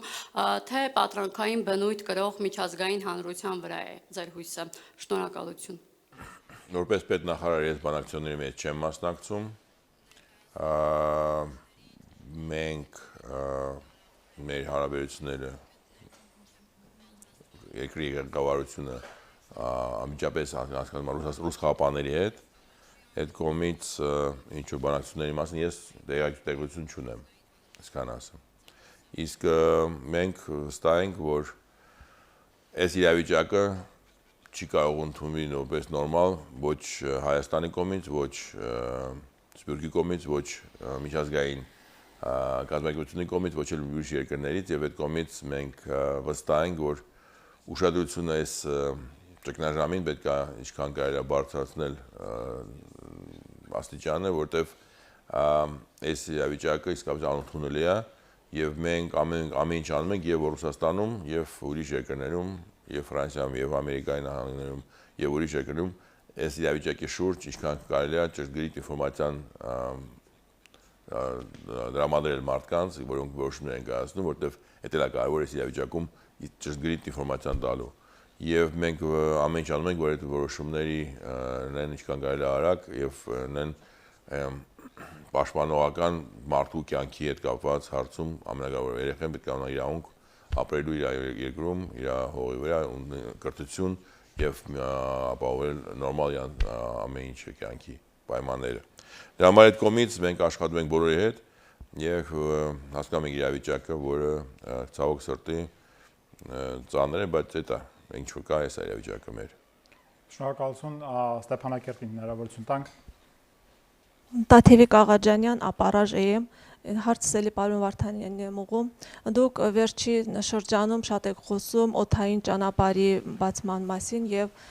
սակայն ինձ մի հարց է մտահոգում, արդյոք օդային ճանապարհը կարող է լիարժեք փոխարինել գործող ճանապարհին եւ հատկապես հաշվի առնելով ազատեղաշարժման, գազի հոսանքի մատակարարման հարցը եւ եթե չի կարող փոխարինել, ինչու ենք մենք այդ հարցը առաջ քաշում։ Շնորհակալություն։ Գիտեք, եթե նայում եք պատմության մեջ մի քանի տենց դեպքեր են եղել, երբ որ իրավիճակը նույն ձևի սրվել է տարբեր ռեգիոններում, եւ դու գիտեք Արևմտյան Բերլինի պատմությունը, երբ որ Սովետական միության ժամանակ Արևմտյան Բերլինը շրջապատման մեջ է եղել եւ ապահովել է ամեն ինչը, նույն ածուխը ինքնաթիռներով։ Ես ուղղակի մի բան գիտեմ, այսօրությամբ եւ ճանապարհը նորմալ եւ օդային կամուրջը պետք է ապահովեն մեր իրավունքը ապրելու անվտանգ, որ մենք կարող ապահովենք մենք ամենաէլեմենտար բաներով։ Այդ կողմից աշխատանքը եւ ճանապարհ բացելը եւ կամուրջ դա միակ ուղղությունն է, որտեղ այսօրությամբ տենց ստացվել իրավիճակը նոյեմբերի 9-ից հետո, ծրագրված պայմանագրերի փաստաթղթերից հետո, որ մենք ամենտեղ շրջապատված ենք եւ այդ ճանապարհը որը գնում է մի մասը Ադրբեջանի հողագտարով, միշտ կարող է լինի վթարված։ Այդ կողմից համաշխարհային միջազգային բոլոր ամբողջ ճնշումը պիտի լինի, միջազգային ճնշումը պիտի լինի այն բանով, որ առանց ինչ-որ սահմանափակումների մարդիկ, որ ապրում են իրենց հողերը, պետք է ունենան ստանան ուտելիք, վառելիք, դեղեր եւ բան։ Այդ կողմից եւ տեղափոխվելու հնարավորություն։ Դուք ուրիշ լուծում գտնեք, ասեք, ես մեծ ուրախությամբ կունեմ դեր խորհուրդը, բայց այս երկու տեղը երկուսն պիտի պայքարենք։ Եվ ճանապարհը բացենք եւ ապահովենք անվտանգություն եւ կամուրջի հնարավորությունը ստեղծելու, որտեղ դա հնարավորություն առանց խոչընդոտելու Ադրբեջանի կողմի հետ տեղափոխվել եւ բերել եւ մարդկանց եւ կողմից դա իրավունքի համար մենք պետք է պայքարենք։ Եվ դա եղել է օրինակներ եղել են։ Շնորհակալություն պարոն պետնախարար, ես արցախցի իմ գործընկերներից ներողություն եմ խնդրում, քանի որ դուք այնուամենայնիվ նաև այս տեսաշարից հետո, այս հերոստակամուրջից հետո հնարավորություն կունենաք զրուցելու պետնախարարի հետ, հնարավորություն տանք Երևանին եւ Zoom-ով միացած մեր գործընկերներին ավելի շատ խոսել, այնպես որ խոսքը կրկին փոխանցում եմ Երևանում իմ գործընկերոջը Աննա Իսրայելյանին։ Աննա, խնդրեմ, կարող եք կառավարել եւ Zoom-ի միջազգային լրատվամիջոցների ինֆորմացիոն հոսքը եւ Երևանի մեր գործընկերների, խնդրեմ։ Ես էլ նախապես պետք է իմ երևանյան գործընկերներից ներողություն խնդրեմ, որովհետև ժամանակը քիչ է եւ միջազգային լրատվամիջոցները, որոնք հավատարմագրվել են լուսաբանելու համար, շատ են, կարծում եմ դուք հասկանում եք կարեւորությունը, որ իրենց առաջնահերթություն տրվի։ Հիմա այս պահին մի հարցում, հետո Երևան ու ստիպված պիտի լինեմ, ներողություն եմ խնդրում սահմանափակել։ Hello. Thank you so much for this opportunity to ask the question.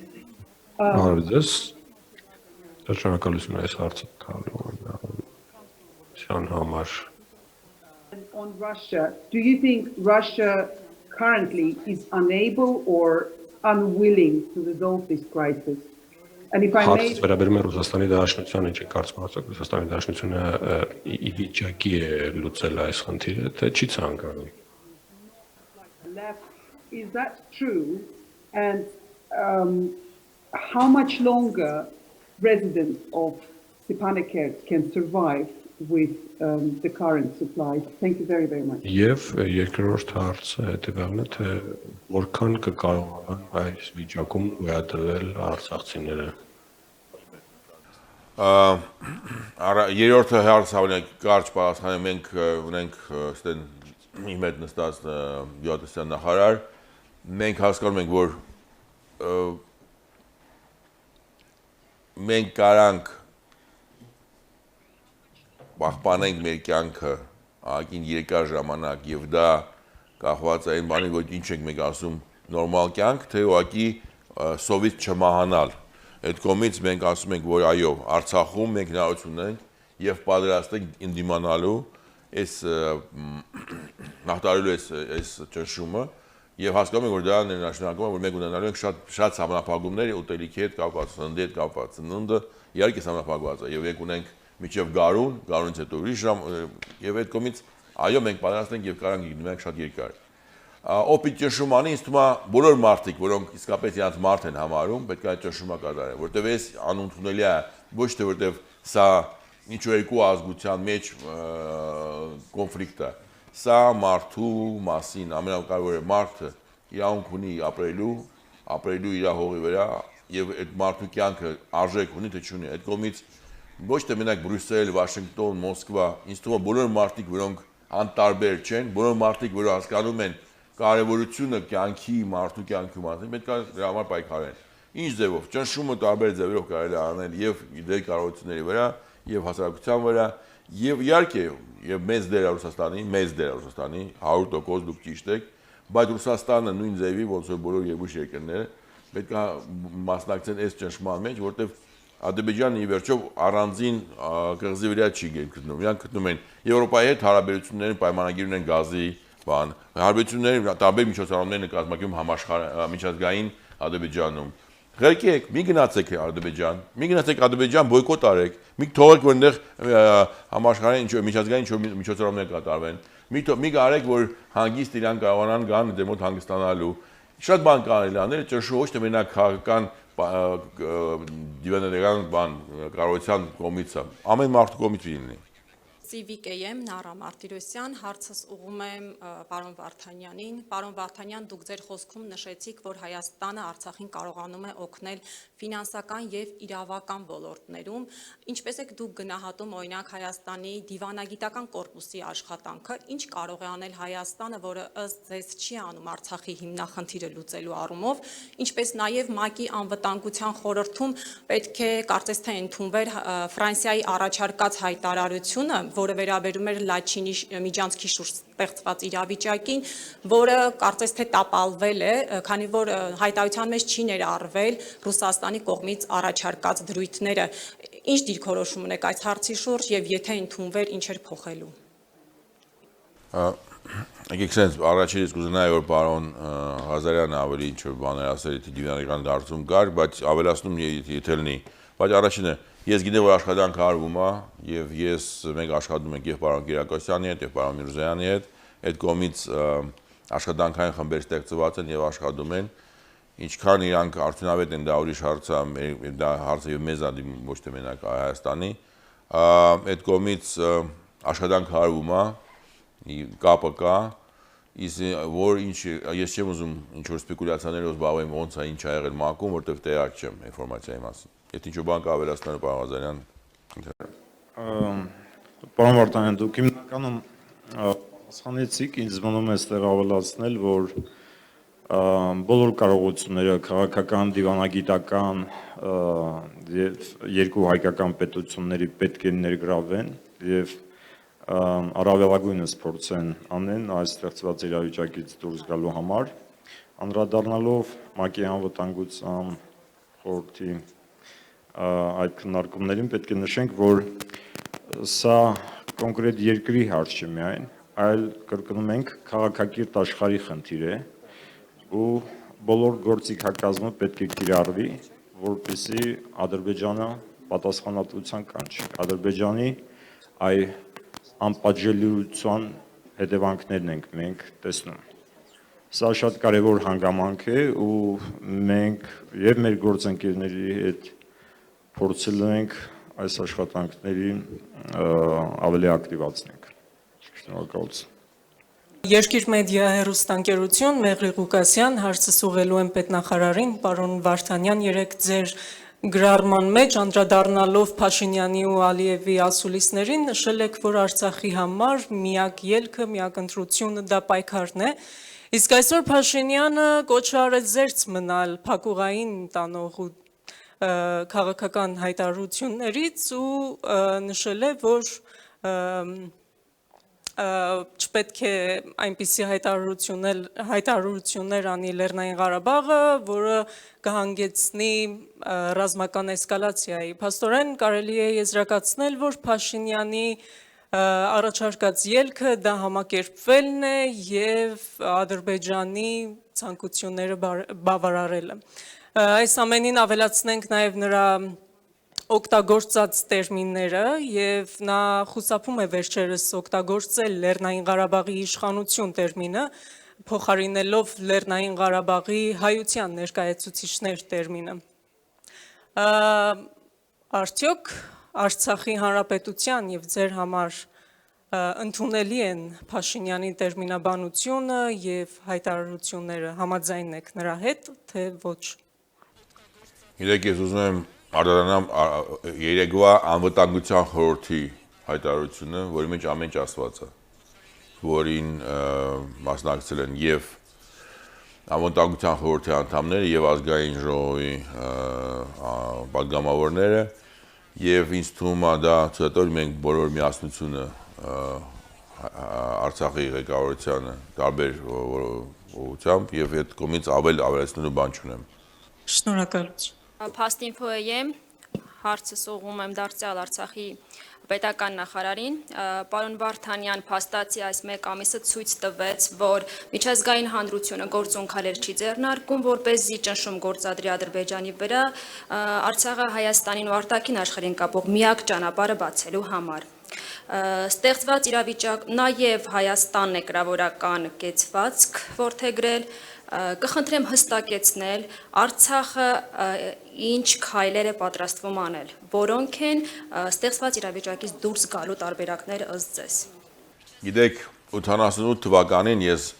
զինվոր էի ծառայող եկել էի արձակուրդ եւ փետրվարի սկիզբն էր, երբ որ այդ առաջին ցույցն էր Երևանում, Արցախի շարժումը նոր էր սկսվել եւ ես առաջին անգամ հորս հետ գնում էինք այդ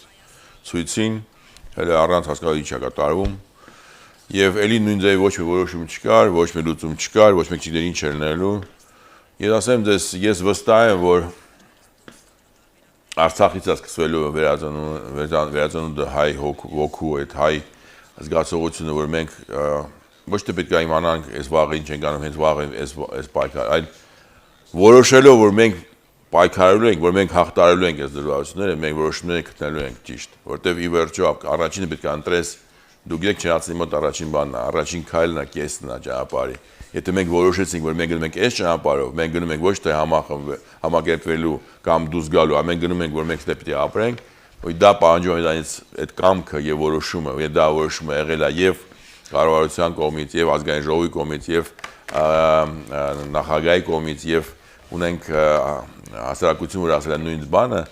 ինձ թվում է այդ ամենակարևոր որոշումը, որ այս վերջին մի ամսվա մեջ մենք իսկապես դա հստակ զգացել ենք եւ զգում ենք ամեն օր։ Եվ դա ասում եմ, դա մենակ հանրահավաքը չէր, ամեն օրվա շփումը նույն համայնքներում ստվեցին, որ մարդիկ այնց մենք կանգնած ենք այս ճանապարհին։ Այդ ճանապարհը շատ ծանր ճանապարհ է, բայց այդ ճանապարհի մեջ կարող է որ որոշումը կա եւ մենք գնալու ենք։ Հիմա ինչ ձևով է տակտիկական դառնելու։ Իհարկե մենք ամեն ինչ պիտի անենք, որ խուսափենք պատերազմից։ Մենք պետք է ամեն ինչ անենք, որ խուսափենք մարդկանց զոհերից։ Մենք ամեն ինչ պիտի անենք, որ գտնենք ձևը բանակցության, որ բերի այդ որոշման այդ լուծման այդ հարցին, որ մեր համար շատ կարևոր է առանց զոհերի։ Բայց ճանապարհը ընտրված է։ Ամենակարևորը մենք գնում ենք այս ճանապարհով։ Եթե ճանապարհի մեջ ուրիշ խոչընդոտ լինի, պիտի դրան պատերազմենք։ Շնորհակալություն։ Հայկական երկրորդ հեռուստաալիք Լիլիթ Կասյան, հարցս ուղղում եմ Արցախի պետնախարարին։ Փաշինյանը բազմիցս հայտարարել է, որ Լաչինի միջանցքը նոյեմբերի 9-ի փաստաթղթով գտնվում է ռուս խաղապահների վերահսկողության ներքո եւ փակված ճանապարհը պետք է բացեն ռուսները։ Հայաստանն այստեղ անելիք չունի։ Կիսում եք արդյոք Փաշինյանի տեսակետը։ Դա երկրի ղեկավարն է, ինքը իր կարծիքի որոշումը հայտարարել է։ Ես կարամ համաձայնեմ, համաձայն չնեմ, դա ես ընդունել եմ որպես գիտություն իր մոտեցումը։ Բայց դուք եւս գտնում եք, որ դա պետք է փակված ճանապարհը պետք է բացեն ռուս խաղապահները։ Ճանապարհը պետք է բացեն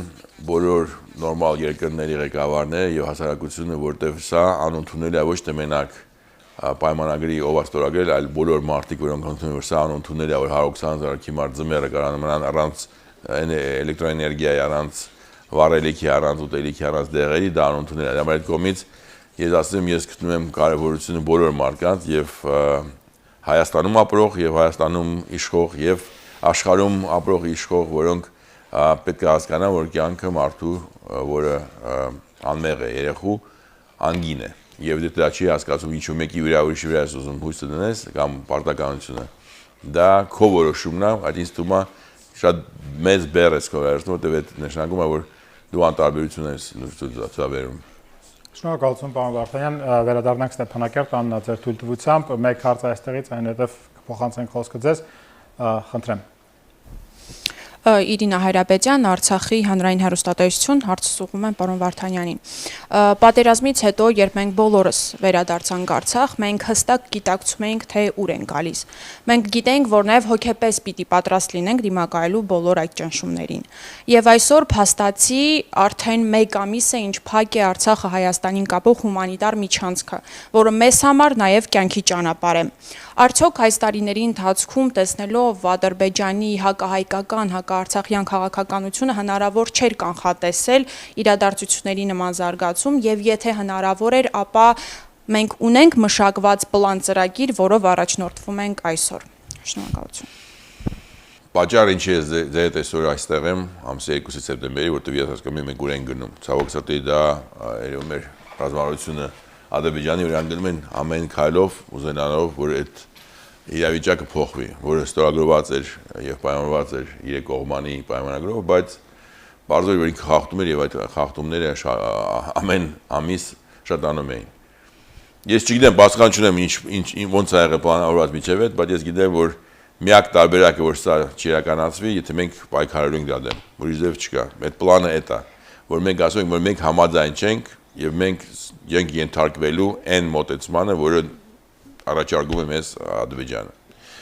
Դրանից ելնելով արդեն մեր քայլերը արդեն եւ Երևանում, եւ Մոսկվայում, եւ Նյու Յորքում, եւ ուրիշ տեղերում մեր ընկերները մեզ պետք է աջակցեն ամենտեղ Վաշինգտոնում կամ Լոս Անջելեսում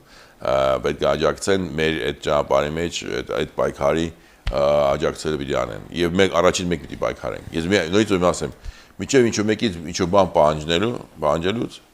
մենք դիրքորոշում պիտի ունենք։ Ես ասեմ ազնիվ եւ շատ կարեւոր է եւ արցախցիների համար որ նայում են հիմա եւ որ մեր դիրքորոշումը որ մենք պայքարելու ենք, մեզ տալիս է մեծ ուժ պահանջներ ուրիշներից։ Եթե մենք դիրքորոշումը պարզ չէր եւ ոնց որ կարող է համաձայնվենք, իսկ կարող է այդքանը վատ չի։ Եկեք ենթարկվենք, եկեք մի ձև բան անենք, եկեք կամաց այդքանը վատ չի։ Եթե այդ որոշումը այդ ճանապարհով գնանք, ինչ ինքից պահանջում։ Եթե մենք ասում ենք մենք պատրաստ չենք դրա, մենք ուզում ենք լինենք անկախ եւ մենք ուզում ենք մեր կյանքը մենք որոշենք եւ ապրենք մեր օրենքներով, մեր արժեքներով, դա միանգամից արձագանքը գալիս է ուրիշ։ Դրա համար այդ կարևոր է ինձ թվում է, ինչ որ եղավ եւ հոկտեմբերի 30-ին, եւ հոկտեմբերի 3-ին, եւ մի քանի ամիս առաջ այդ ցախտ դեպքերը բերեցին դրա, որ մարդիկ հասկացան, ել արդեն հետաձգել այդ որոշումը չկա ժամանակ։ Կամ մենք որոշում ենք մի կողմ կամ մյուս կողմ։ Այդ կողմից էս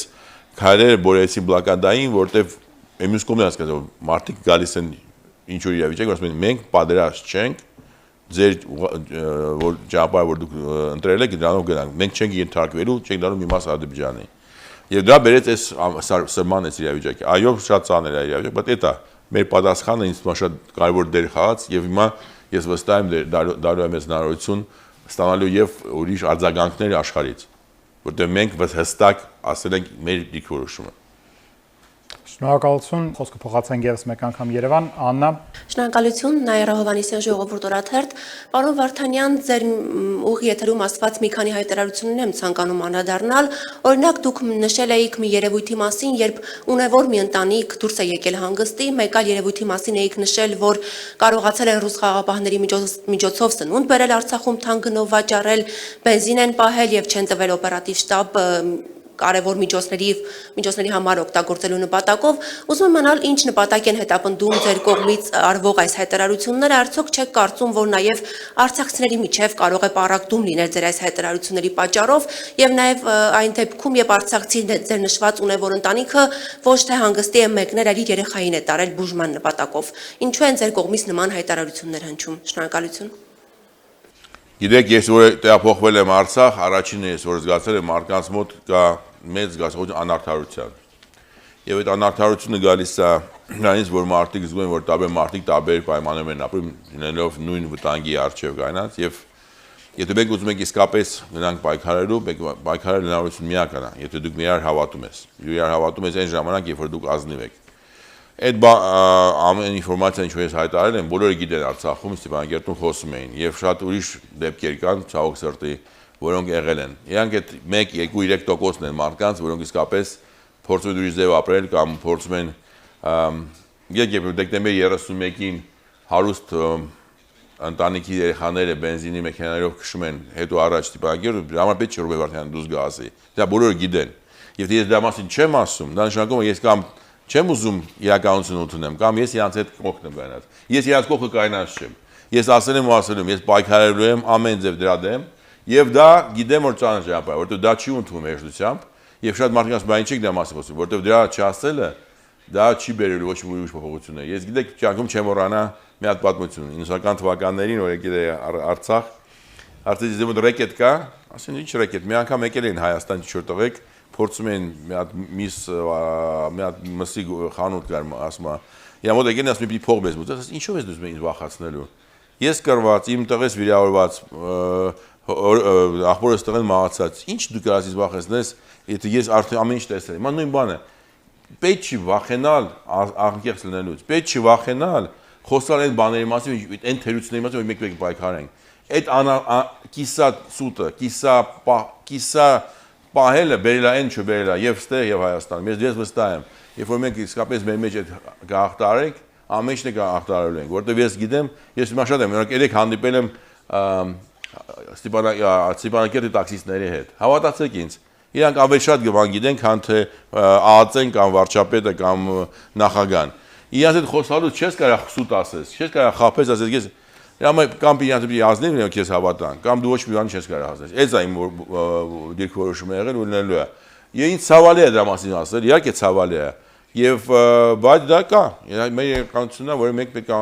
պայքարենք դրա դեմ եւ ամեն ինչ անենք, որ դա չկրկնվի։ Եվ պայքարելու ձևերից մեկն է, որ ամոթը պետք է գա նորից մեր մեջ մտնի, ոչ թե օրենքով պատժելն է, այլ ամոթը, որ ասում ձեր չտա ադրբեջանցիներին, այդ մարդկանց պիտի հարմար չլինի, որ իրանք այս վիճակում մեքենա են քշում, իսկ կարող սկորեն մի ամիս հետո չունենա բենզին երեխուն փրկելու։ Այո, ես ասել եմ ու ասելու եմ։ Եթե մի ամիս հետո կամ երկու ամիս հետո մենք բենզին չունենանք եւ սկորեն չկարողանա գնա երեխուն փրկի, այն մարդիկ, որ հիմա քշում են բենզինով մեքենա, իրանց որտեղ իրանց ցուցարարորակ լավ մարդիկ են, լավ տղեկ են, իրանք վատ են իրանց գալ, որտեղ այդ անընդունելի է այս իրավիճակում, բլոկադա իրավիճակում, ասելու եմ, ու չեմ ափսոսում ասած խոսքերիս համար։ Կորյուն Սիմոնյան, հրապարակ օրաթերթ, հարցս ուղղում եմ պարոն Վարդանյանին։ 2 օր առաջ Հայաստանի վարչապետ Նիկոլ Փաշինյանը իր ասուլիսում Արցախի հետագա ճակատագրի վերաբերյալ մի քանի հայտարարություններ արեց, որոնք մեղմ ասած հույս չեն ներշնչում, մասնավորապես, որ օրինակ դրամական օգնություն տալ Արցախին դա անվտանգության երաշխավորի դերի կատարում է, որ օրինակ եթե արցախցիների իրավունքները երաշխավոր են, ապա կարող է Արցախը լինել Ադրբեջանի կազմում եւ այլն։ Եվ հետաքրքիր է, որ Նիկոլ Փաշինյանն ասում էր, որ Արցախի իշխանությունները այդ առումով Հայաստանի իշխանությունների հետ համակարծիք են, մեծ հաշվով։ Ուզում եմ հարցնել պարոն Վարդանյան, արդյոք իրոք դուք համակարծիք եք վարչապետի այս պնդումների հետ եւ կարող է Արցախը Ադրբեջանի հետ տետատետ բանակցել, հաշվի առնելով, որ Հայաստանը կարծես թե ձեռքերը լվանում է Արցախից։ Ես այդ հարցի պատասխանել եմ երեկվա անվտանգության խորհուրդը լրիվ պատասխան տվել է այդ հարցին, որի անդամ ես եմ, դա եղել է միաձայն պատասխան բոլոր ուժերի ներկայացուցիչների ներկայացած անվտանգության խորհուրդը, մենք մեր պատասխանը ընդհանուր տվել ենք։ Նարեկ Կիրակոսյան, Ֆակտոր TV, պարոն Վարդանյան, ձեզ գոհացնում է ռուս խաղաղապահ առաքելության գործունեությունը, թե ոչ, ինչու, եւ արդյոք դուք առաքելության ղեկավար կազմի հետ քննարկել եք Լաչինի միջանցքի բացման շուրջ հարցեր եւ ձեզ ինչ պարզաբանումներ է ներկայացրել։ Ինձ թվում է այս հարցին ես արդեն պատասխանել եմ, նորից կարող ասեմ, ռուս խաղաղապահները շատ սահմանափակված ունեն մանդատ,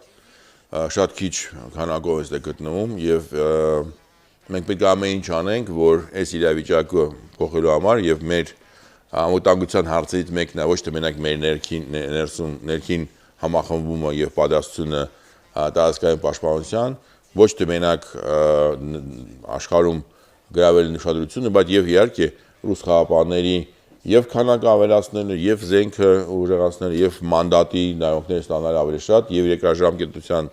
հարցը լուծելու, որտեղ անվտանգության հարցը ամենակարևոր հարցերից է Արցախի համար։ Ինչ որ օգնում է այդ գործին, մենք անելու ենք ամեն ինչը, որ ռուս խաղաղապահները լավ զգա, որ ռուս խաղաղապահը զգա, որ ինքը ստեղ իսկապես մեր դերը խաղում, որ ռուս խաղաղապահը զգա, որ մենք հայերով անելու հասկանով իրանց դժվար վիճակը ոչ թե իրանց դեմ ենք իրանց կողմն ենք կայնած, որտեղ իրանք մեր կողմն են կայնած։ Եվ վերջ տվեք թիրախավորելը ռուսների դեմ այս իրավիճակում։ Եթե դուք հասկանում եք, որ դուք օգնում եք ադրբեջանցիներին, վերջացրեք այդ ամեն ինչը, վերջացրեք։ Ռուս խաղապանություններ ստեղ մենք չենք կլինի ստեղ ընդհանրապես։ Դուք ինչ իմաստ եք ամեն անգամ ուզում հարցը տակ, որ իրանց քննադատենք, այդ եք ուզում։ Չենք անելու այդ բանը ես, որտեղ ես հասկանում եմ իրանց ինչ համար իրանք պետք է ստեղ։ Իրանք չունեն, մենք չենք կլինի։ Դե համար եմ ասում, ամեն ինչ անելու ենք, որ խաղապանները ստեղ մնան, երկարաժամկետ դառնան, ուժեղանան, մենք իրանց կողքը կայնացնենք։ Ներողություն չեք ուզում հստակեցնել ձեզ գոհացնում է ռուս խաղապահ առաքելության կատարած այս պահի գործողությունները, թե ոչ։ Ես ձեր հարցին պատասխանեցի։ Պատասխանեցիք։ Պարոն Վարդանյան, եթե թույլ տաք երկու բառով ես։ Այո, իհարկե։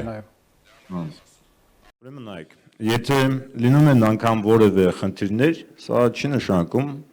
այդ մենք քննարկում ենք խաղապահների ղեկավարության հետ։ Բայց այն սկզբից էլ նշեցինք,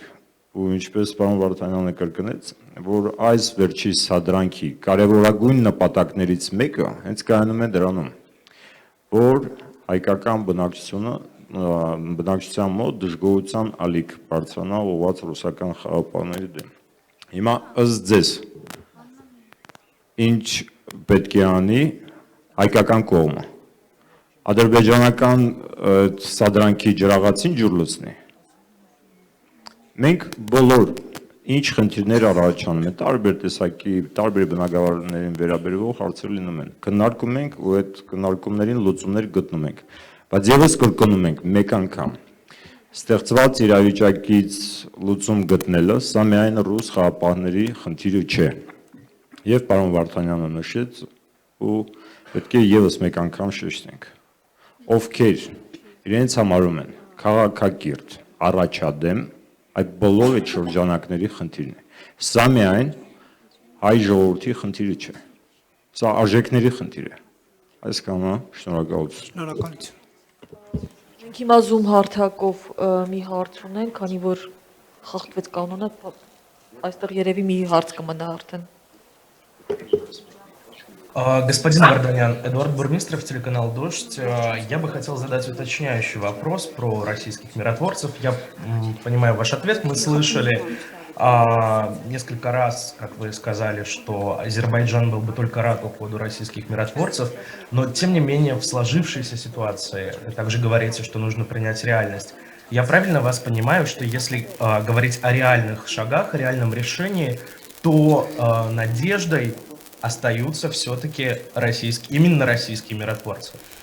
На сегодняшний момент, да, российские миротворцы — это самая единственная сдерживающая сила, которая не позволяет Азербайджану реализовать другие свои планы. Поэтому нахождение российских миротворцев является важнейшим гарантом нашей сегодняшней безопасности. Даже в таком, к сожалению, усеченном виде, в таком небольшом количестве, с таким ограниченным мандатом и с таким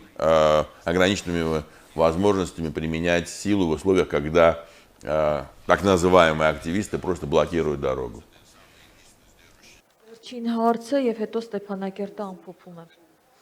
Հարցս ուղղում եմ Ռուբեն Վարդանյանին, Լաչինի միջանցքի անխափան գործունեությունը երաշխավորված է 2020 թվականի նոյեմբերի 9-ի եռակոմ հայտարարությամբ, որի դրույթները հերթական անգամ խախտել է ադրբեջանական կողմը, սա բերել է հումանիտար աղետի եւ տարածաշրջանում ապակայունացման։ Չնայած միջազգային հանրությունը արցախահայերը դեռ շարունակում են իրենց ժողովրդավարական ընտրությունը, ըստ ձեզ ինչ կարող է անել Հայաստանը այս հարցում եւ երկրորդ ինչպես եւ ինչ հիմքերի վրա Արցախը կկարողանա ձեռք բերել անկախություն։ Ինձ թվում է արդեն մի անգամ հնչել է այդ հարցը, նորից չպատասխանենք, էլի որտեղ ժամանակը քիչ է, եթե դուք բավարարված չեք իմ պատասխանից, ուղղակի ասեմ, անտարբեր մի եղեք բոլորդ, ոչ թե գտեք ոնց սև կատուն, սև սենյակում վրա չկա, այլ փորձեք անեք ամեն մեկը ձեր տեղում ինչ կարող անեք, որ այս ամեն ինչը չիրականացվի իրանց Ադրբեջանի պլանը։ Դրա համար ոչ թե իրար մեջ միսկ երեք, ոչ թե իրար պայքարեք, իրար ովում եք, թունավորեք, արեք ամեն ինչ, որ մենք բոլորս միասին իսկապես հասկանանք, մեր բանակը միակն է, պահպանել Արցախը։ Այն ինչ որ հաղթանակին օգնում է, այդ արծի, այդ ինչ որ մեզ օգնում է հաղթարելու այդ դժվարությունը անհրապետք։ Ինչ որ դուք անում եք խանգարումը, ուրեմն դա դավաճանությունն է։ Իմ կողմից շատ կոնկրետ մոտեցում է։ Այն մարդիկ, որ չեն հասկանում, որ իրանք անձնական կամ քաղաքական, կուսակցական հարցերի լուծումը ավելի կարևորություն են, քան թե Արցախի լուծումը, դրանք դավաճաններ են։ Շնորհակալություն։ Ես կարծում եմ, որ հենց այս նոտայով էլ պետք է Ստեփանակերտից ամփոփենք այսօրվա նոր ձևաչափը, որը այնուամենայնիվ մեր Երևանի գործընկերների հետ միասին կարողացանք իրականացնել։ Շնորհակալություն եմ հայտնում թե Երևանի մեր խոսնակներին, թե նաև Ստեփանակերտի մեր խոսնակներին։ Շնորհակալություն պարոն Նայք, ես ուղղակի որպես լրագրող, որ հայտնվեց Արցախում եւ ոչ թե պատահական, այլ ուղղակի տեղափոխվել եմ Արցախ նույն նպատակով աշխատելու եւ տեսնելու եւ այս ժողովրդի կողքին կանգնելու, հասկանալով, որ հենց այստեղից է պետք սկսել եւ ինչու՞ չէ նաեւ շարունակել պայքարը, քանի որ ես ունեմ երկու որդի, որոնք ապրում են Հայաստանում եւ ուզում եմ, որ նրանք շարունակեն ապրել Հայաստանում։ Այստեղ ֆանտաստիկ մթնոլորտ է եւ այս մթնոլորտը մենք մեր գործընկերների հետ միասին փորձում ենք փոխանցել ձեզ ու իմ խնդրանքն է, որ այն գործունեությունը, որը սկսել ենք միասին բլոկադայի առաջին իսկ օրվանից, այսինքն ինֆորմացիոն այն հոսքերը, որը գալիս են Արցախից դեպի Երևան եւ դեպի աշխարհ, պարզապես շարունակեք իրականացնել։ Շնորհակալություն եմ հայտնում բոլորին, ովքեր իսկապես անդրադարձան, վերցրեցին մեր նյութերը եւ մենք պատրաստ ենք շարունակել համագործակցությունը միայն մեկ նպատակի համար, որ մեր ձայնը լսելի դառնա աշխարհում։ Այստեղ դուք ունեք շատ կարեւոր անելիք։ Իսկ վերջում եւս մեկ անգամ ուղղակի հիշեցնեմ այն իրադարձությունների մասին, թե ինչ է տեղի ունեցել դեկտեմբերի 12-ից ի վեր։ Ստեփանակերտից ձեզ հետ Էրիկ Անթարանյանը, Երևանի տաղավարում աշխատում էր Աննա Իսրայելյանը եւ Zoom-ով մեզ միացան բազմաթիվ միջազգային գործընկերներ։ Շնորհակալություն բոլորին։ Խնդրեմ։